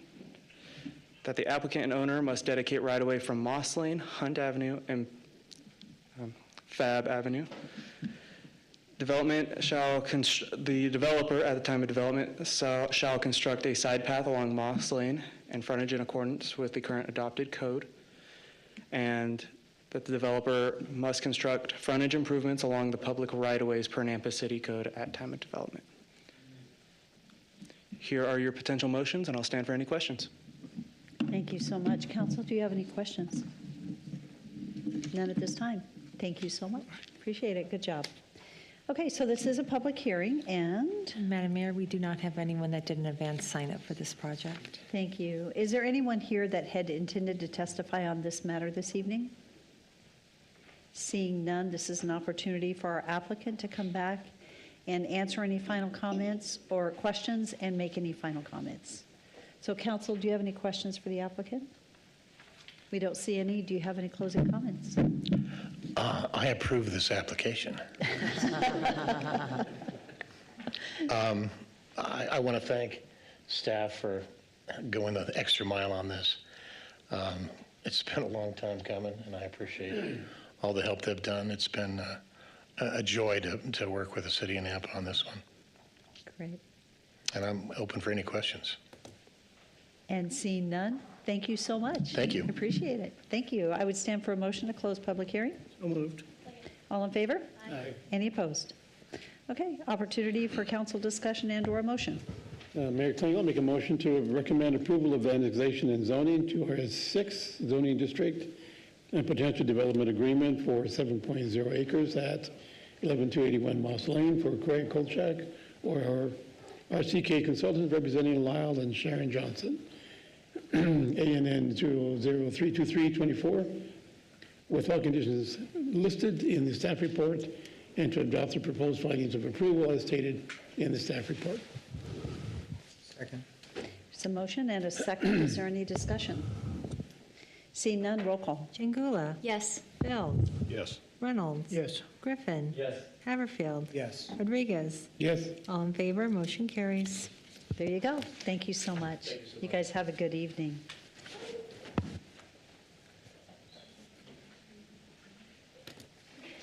Okay, 8.3 is an action item. This is annexation and zoning to RS6 single-family residential for a .70 acre parcel.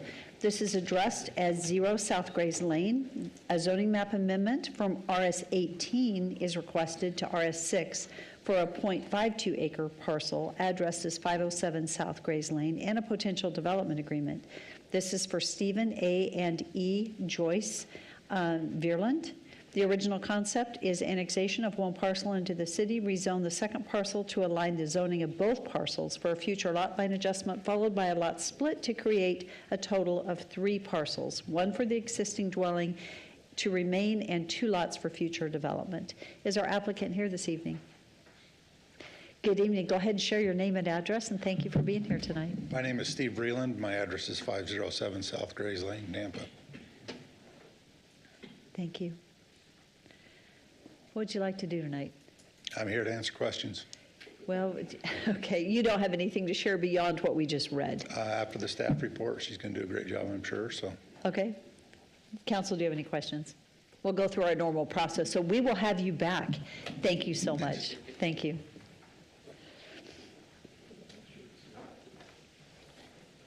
Good evening, Christy.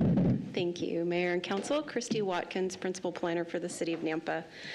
The request before you this evening, as stated, is for annexation and zoning to RS6 for .7 acres and for a rezone from RS18 to RS6 for a .52 acre parcel.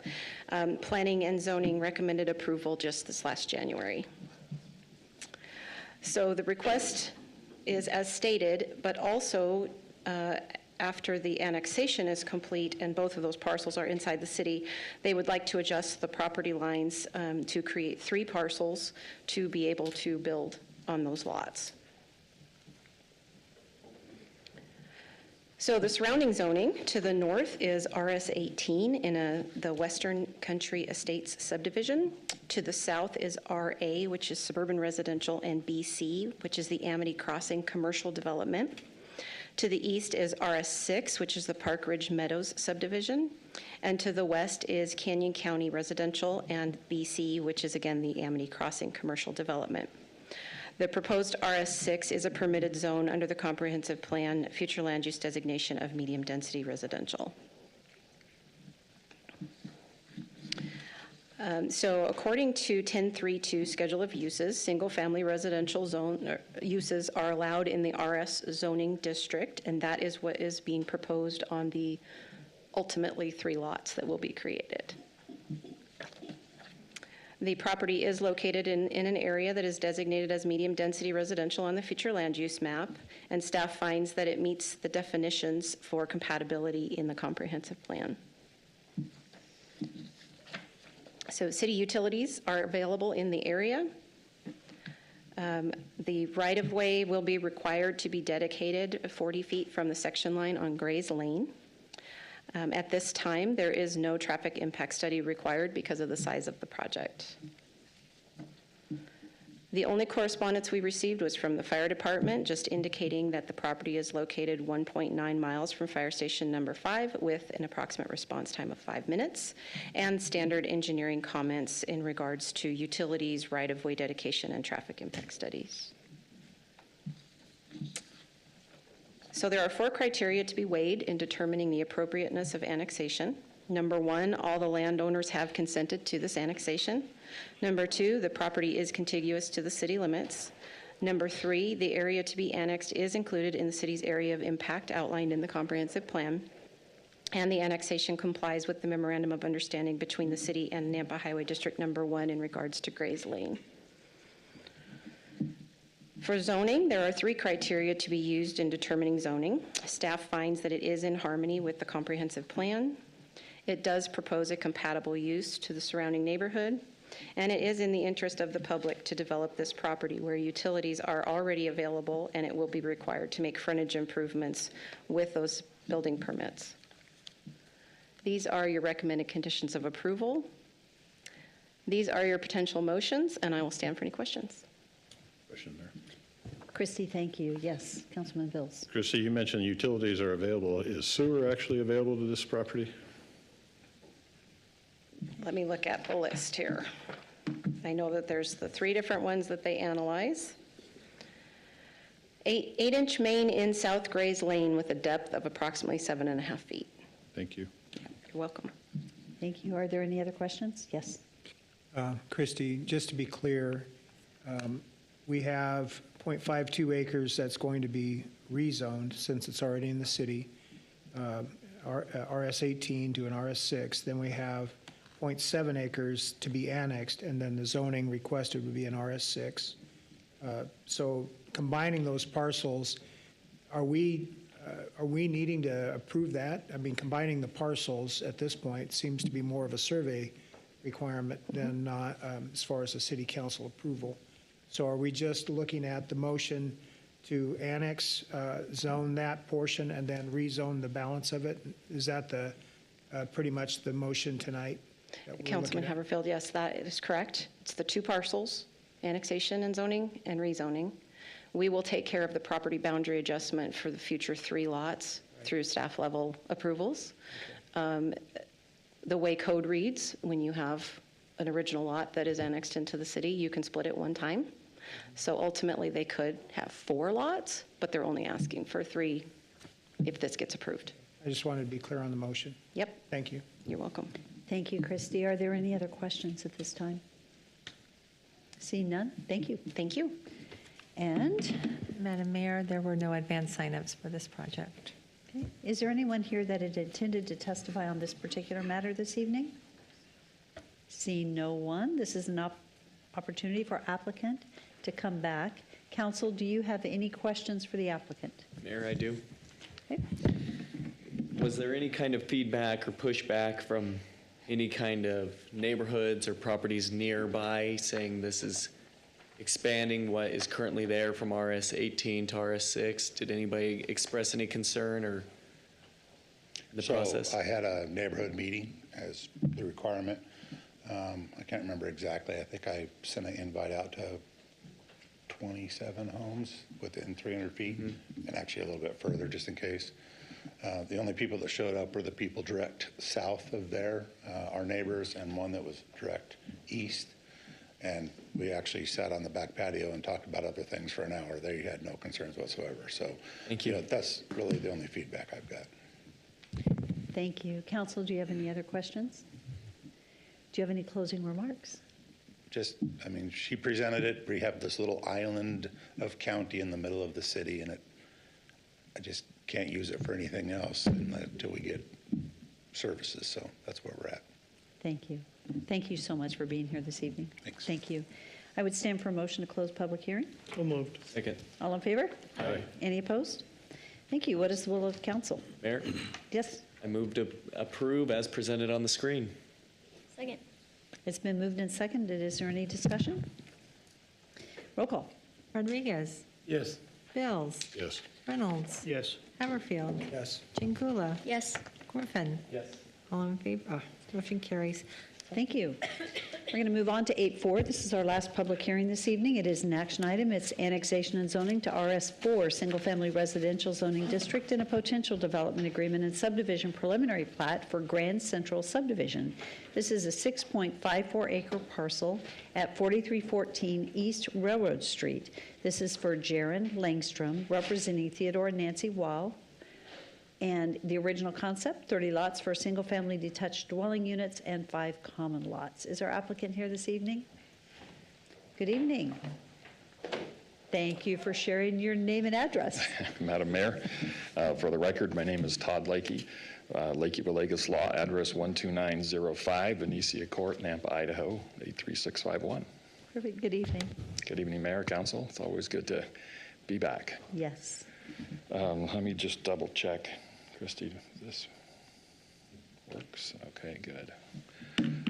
Mayor and council members, appreciate the opportunity to be here. I'd like to start out by thanking Christie, staff, and the Planning and Zoning Commission for their analysis and their recommendation of approval in this particular case. This is a small infill project on approximately 6 acres in the right location, near the intersection of Happy Valley and Railroad. The project is orderly growth because it's compatible and consistent with the comp plan and the existing zoning and uses that are located in the immediate area. You know, you often talk about needing housing that's affordable for folks, and this small project, infill project, helps meet that need. We are proposing single-family detached. We're not here to talk about multifamily or townhomes or duplexes. But we're proposing RS4, but it's also not just RS4 at the maximum density. We have a mix of lot sizes that range from 4,000 square feet to 7,355. And I also know that you're thoughtful about where you put RS4, and I'd say this is probably one of the best locations in the city for that. It complies with the comprehensive plan, but it's also compatible with other single-family and RS4 in this immediate area. And it's also nice when you have a project like this that has no opposition because it's orderly development and it is compatible with the existing development. It's also great if you have a good design with a mix of lot sizes in a project that goes above and beyond what's required as far as open space, and which further promotes compatibility. The comprehensive plan designates a lot of this area as residential mixed use. That allows for townhomes and duplexes again, but not what we're applying for. The density range that it provides is 2.5 to 8 dwelling units per acre, when we're right in the middle of that at about 5.2. The residential mixed use also encourages smaller lot sizes near commercial. With our mix of lot sizes from 4,000 to 7,300, we're also near, you can see the commercial designation there on the corner of Happy Valley and Railroad. So we're near that commercial designation. As far as existing zoning, again, we're compatible and consistent. This is an infill project, largely surrounded by the Reflections Edge subdivision. There's a lot of RS4, as you can see. There's a narrow strip that's it's between this property and the RS4, which is RS7. There's a strip of lots located there adjacent to our east. There is commercial zoning there at the intersection of Happy Valley and Railroad. You can also see the other red designations. There's a fair bit of commercial zoning along Happy Valley. We're also near the rail corridor, which provides for a wider buffer for properties to the south. So I'm going to talk about the design. It meets or exceeds the city's criteria. This is a revised design of 30 lots. The fire district requested that we reduce it by 1. So this is the 30-lot site plan that was also presented to the Planning and Zoning Commission. Again, our lots range from 4,000 to 7,300. The 4,000 square foot lots, as you can see, are pulled into the interior adjacent to that park area. So that's part of the design aspect, that we're incorporating those smaller lots on the interior. And then on the eastern side, we have our larger lots next to that strip of RS7 and Reflections Edge to help promote that compatibility. Reflections Edge is platted out, and as I looked at it, they have the RS7 lots, and then they share the street with RS4, which are 4,300 square foot lots. So we're essentially exceeding the compatibility in our design with lots that are larger than that, adjacent to that RS7. We are also just over 5 acres, so we have to have the 15% open space, and we have 21% of qualified open space. That's about a 3/4 acre park there on the west side that has the pickleball and the play equipment. Then you have about a little more than 1/3 of an acre in the lower corner. And then you also, that's a grassy area. You also have walking paths that go through. These are in addition to what was presented in the initial application. It's part of the modified site plan. And then lastly, that yellow strip is the 25-foot landscape strip in front that doesn't qualify for open space, but I just note it. So if we can do a quick drive, Mayor and council members. So this is looking out the front of my truck on Railroad, and we're heading east. Just to the left there, you can see some of those acreage county parcels that are still there. To the right, you can see the railroad corridor. As you go a little further, that's looking that middle slide across the subject property toward the Reflections Edge. And then the third slide is also looking a little more toward the north and east to Reflections Edge. As you can see, they put in a 6-foot vinyl fence as part of that project. So this is looking into Reflections Edge, the entrance. That middle slide is that strip of RS7, those lots there, and then to the right is the RS4. I'll get a little closer view, but you can see there's some brand new homes that have been built in there. And this is the RS4 that's adjacent to it. These are some of the homes in that RS4 as far as the design and how they're developing those homes. And then here's some of our designs that are consistent with that RS4. And with that, Mayor, council members, we're consistent, we're compatible, we comply with the comprehensive plan, we're exceeding the open space requirements. Ask for your approval. I'd be happy to answer questions if you have them. Thank you, Todd. Appreciate it. Council, do you have any questions? Yes. It's turned on, Todd. As far as the amount of housing that's going in that area, Railroad Street, has there been an impact, any type of a traffic study warranted due to the amount of housing that's going in that area? Does it affect the widening of Railroad? Do you know? Madam Mayor and Councilmember Haverfield, we have not conducted a traffic study. Both the city engineering, ITD doesn't really have much close by, but both acknowledge that a traffic study wasn't required with this lower level of housing. Yeah, I know for your project it wouldn't be required, but I was just thinking if there was something that was more on the whole for all the housing that's going back in there and the roads themselves, if there's been any consideration of the improvements. But it doesn't sound like a traffic study's been warranted yet. Madam Mayor and Councilmember Haverfield, that's correct. I would also acknowledge that I think Happy Valley is a minor collector in your functional classification map, so plan to handle larger traffic flows in the future. Thank you. Are there any other questions at this time? Mayor, if I might. Yes. Mayor, Councilman Haverfield, the Reflections Edge subdivision and the Chisholm Estates, so a number of the other developments that have gone out there have completed traffic impact studies. This proposed development is just below the threshold to require one. I didn't know how much traffic's being generated to the south. I know it would be going to Amity and over to Happy Valley. I just didn't know as far as Railroad itself.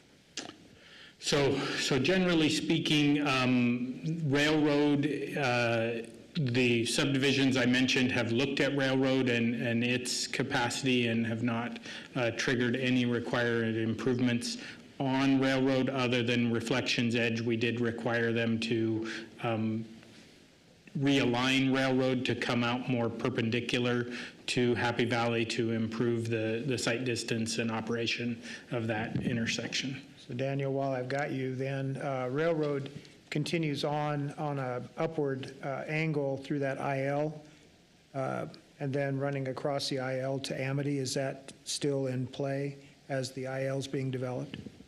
Let me get there on the map. So Railroad does continue on and then under the underpasses and goes out to Badger Drive and then up under the railroad up into the north side of town. That section of Railroad is continuing. The studies have not triggered any improvements to Railroad as it comes through there. So the commercial traffic coming from there, possibly down Railroad, has been considered? Yes, that was part of the Chisholm Estates plats that have gone through, and that was part of their traffic impact study. Thank you. Question. Are there any other questions? Todd, thank you, and you know the ropes. We'll have you back. Thank you, Mayor. Thank you. Okay, it is a public hearing, or is there anyone? Oh, I'm sorry. Christy, I was going to skip you. I am so sorry. I was ready to go straight to public hearing. You know, Todd did such a good job. It's like, I think we're ready. we're ready. We're ready. I can So skip sorry. straight to the motions if you'd like me to. Thank you, Mayor and Council. Christy Watkins, Principal Planner for the City of Nampa. He covered quite a lot of it. Traffic and utilities, you guys have already had that conversation. So the surrounding area in the proposed RS4 is an allowed zoning district for this designation of residential mixed use. It is surrounded by RS7, IL, which is really just the railroad tracks. There really isn't a use that is zoned IL in that area. To the east is RS4 and RS7, and to the west is Canyon County, which is like 2 large single-family lots. The comp plan has definitions for compatibility, and for the residential mixed use. In the comprehensive plan, it talks about density and smart growth principles. Staff finds those goals to be met. Examples for the residential mixed use requires neighborhood commercial services available within a quarter-mile walking distance. There is some commercial that's already planned on the corner of Railroad and Happy Valley. It hasn't been built yet, but it is planned. Some examples of those smart growth principles are to build neighborhoods with reasonable access to services, to encourage innovative design, creative placement, and sustainable functions of structures, to encourage uses that are compatible with each other and surrounding land uses, to provide opportunities for quality, affordable housing, to promote efficient uses of resources, and to encourage smart growth development. So the correspondence that was received, engineering with their standard comments for traffic impacts and frontage improvements. The fire district did talk a little bit about the number of lots, and they gave them some options. They chose to reduce the number of residential lots to no more than 30 for safety reasons and for fire code. Fire also stated that this is located approximately 2.5 miles from fire station number 5 with an approximate response time of 5 minutes. This subdivision will add approximately 87 residents and will have an increased personnel demand of 0.09 firefighters. The police department recommends a commitment to fund 0.1 additional officers and 0.05 additional support staff with this increase in population. And the Nampa Forester had a couple of comments on the landscape plan. Could we comment on that? It does still say 31 single family on that document that you just were on. Yes, so that was the original comment letter from the fire department. Okay. And the reason why they reduced it down to 30 was based on that comment letter. Okay. Thank you. So he did talk a little bit about the 15% open space requirement. They are providing 21% qualified open space. The plat notes that it's 29%, but that also includes drainage and landscape areas. So without that, it does come out to 21% on 1.27 acres.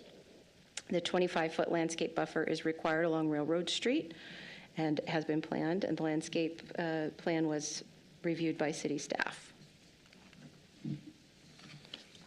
Could I ask you a quick question? I'm sorry on that. Sorry. Yes. Up in the northeast corner, is that a drainage, stormwater drain? Mayor, yes, that is indicated as where it's green hatched there in the corner, that is drainage. So it's not considered part of the open space? That's correct. The brighter green color, almost the fluorescent green, those two areas make up that 21%. Okay. A question I would have would be the possibility of leaving that not with a depression, but just, I think there's a way, I'm not the technical one here, that you can actually put the sub-drainage in to where it can stay flat. It's a little bit more expensive. I guess my question would be later for the applicant, if that's something you've considered. Mayor? Yes. So there are considerations with groundwater depths and that play into that. There are, with Indian Creek, there are some groundwater issues that likely make a pond more of a viable drainage solution than seepage beds. Okay. Thank you for answering that. I appreciate it. Thank you, Mayor. And obviously, it's not needed to meet the requirement. Thank you. Mm-hmm. Okay, so he already went over all of this. The density is 5.23, which is mid-range to what's required by the comp plan. The lot sizes fall within the range of 4,000 to 8,000 required, and it will fall under 1027, 10.8, and 1033 for the review of the final plat. So The 4 criteria to be weighed in determining the appropriateness of annexation. All landowners have consented to this annexation. The property is contiguous to the city limits. The area to be annexed is included in the impact area as outlined in the comprehensive plan, and it does comply with the memorandum of understanding between the city and Highway District Number 1 for Railroad Street. The 3 criteria for determining zoning, staff has found that it is in harmony with the comprehensive plan.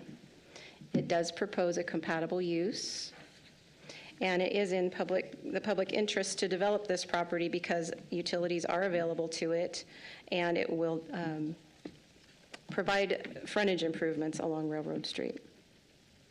These are the recommended conditions of approval. You'll note that I added one in here, provide a revised preliminary plat that addresses engineering division comments. Just some of the comments that they had asked for a new preliminary plat, so I wanted to make sure that that was added into their requirement. And these are your potential motions. I will stand for any questions. Christy, thank you. Council, do you have any questions? See none, we will move to public hearing. Ann? Thank you. Madam Mayor, we do not have any advance signups for this project. Thank you. Is there anyone here that had intended to testify? Good evening. Well, you are welcome to testify, and thank you for sharing your name and your address. Thank you, Mayor and Council. My name is Jill Hallows. I live at 603 West Crimson Loop, Nampa. And I had no intention of saying anything. In fact, I hate saying anything. But I drive Happy Valley Road a lot. And I just would like to bring to your attention that the roundabout at Amity, in juxtaposition to the railroad tracks, creates an awful backup of traffic. When the train goes by, not only does it back up to the roundabout, but nobody can move any direction because the roundabout is completely stymied. And the traffic goes way down Happy Valley Road in both directions on Amity. So I don't object to this particular project, but I do object, you'll see me here a lot because of this, to development without the logistics of traffic movement. This intersection is very problematic, and now we just seem to be adding to it.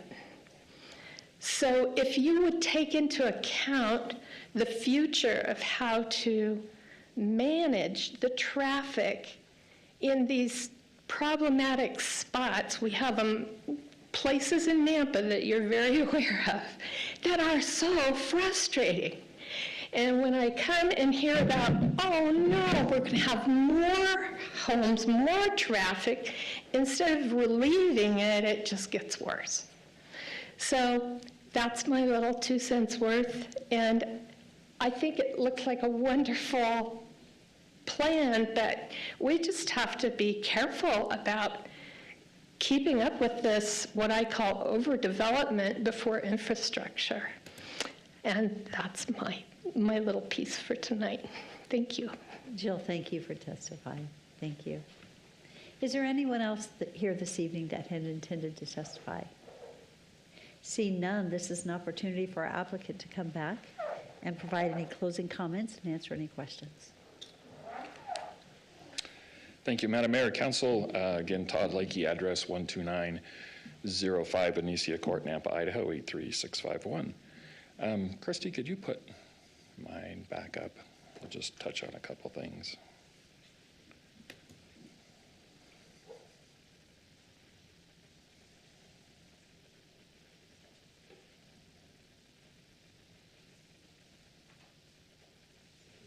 Can I move it? That's probably close enough for government work.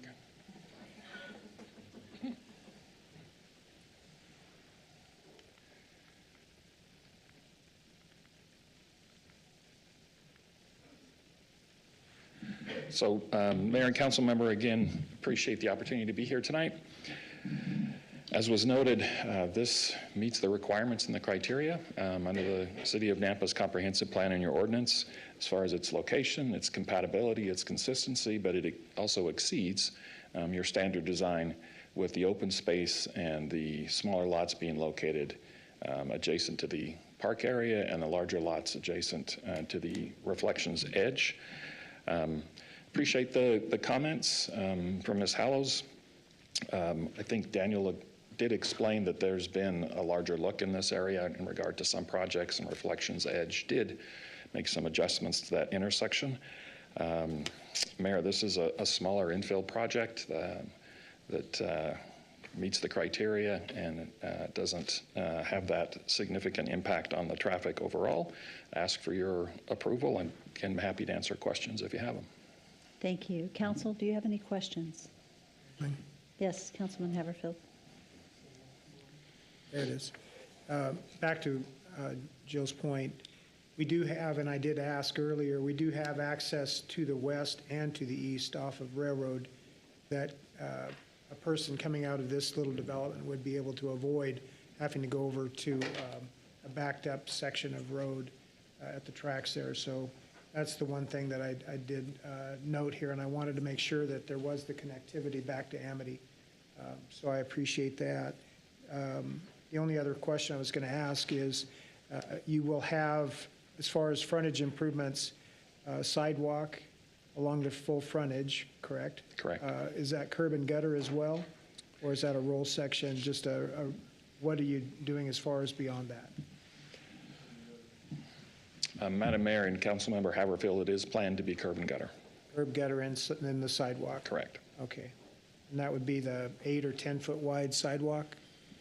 Daniel, can you speak to that? Let me pull my map up just 1 second to verify the type of road the railroad is.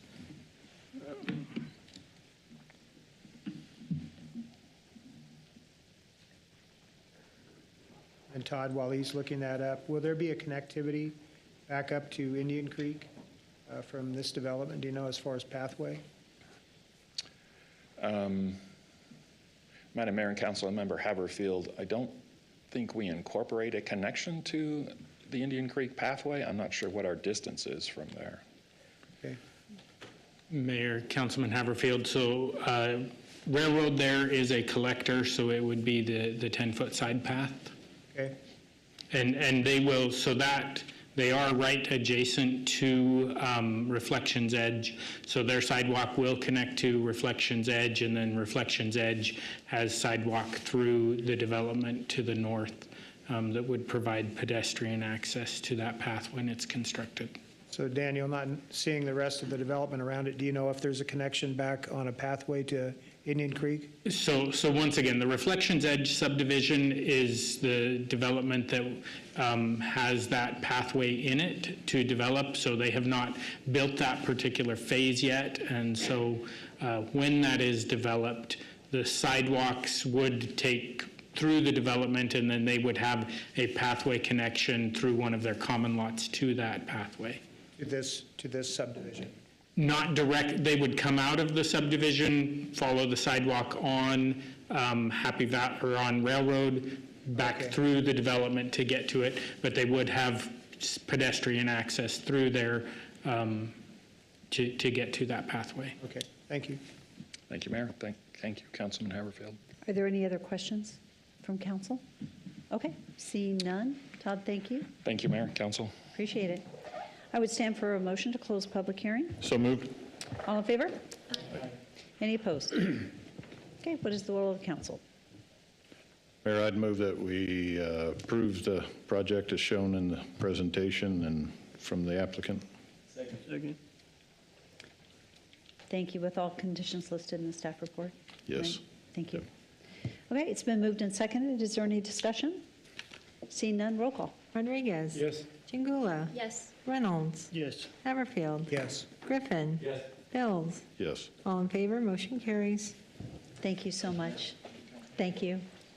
Okay, we have one more item this evening before we step into executive session. It is unfinished business.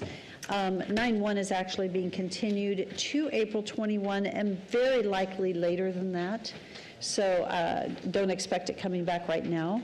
Item 9.2 is an action item. It's the first reading of ordinance for a zoning map amendment to suburban residential from suburban residential to two-family residential zoning district and a potential development agreement at 0 South Garland Street for Bobby Phipps. This is requested to pass under suspension of rules.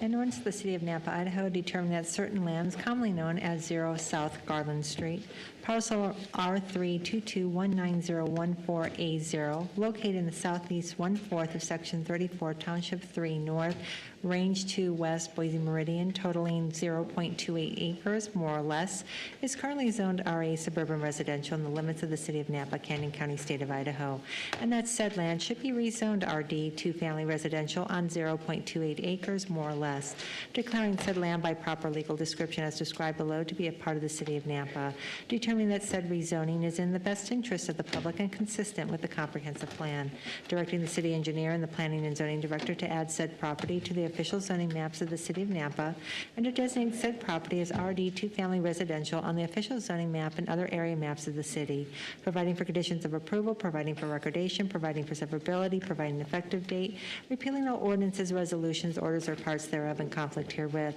and directing the city clerk to file a certified copy of the ordinance and the map of the area to be rezoned with Canyon County, State of Idaho, and the Idaho State Tax Commission pursuant to Idaho Code Section 63-215.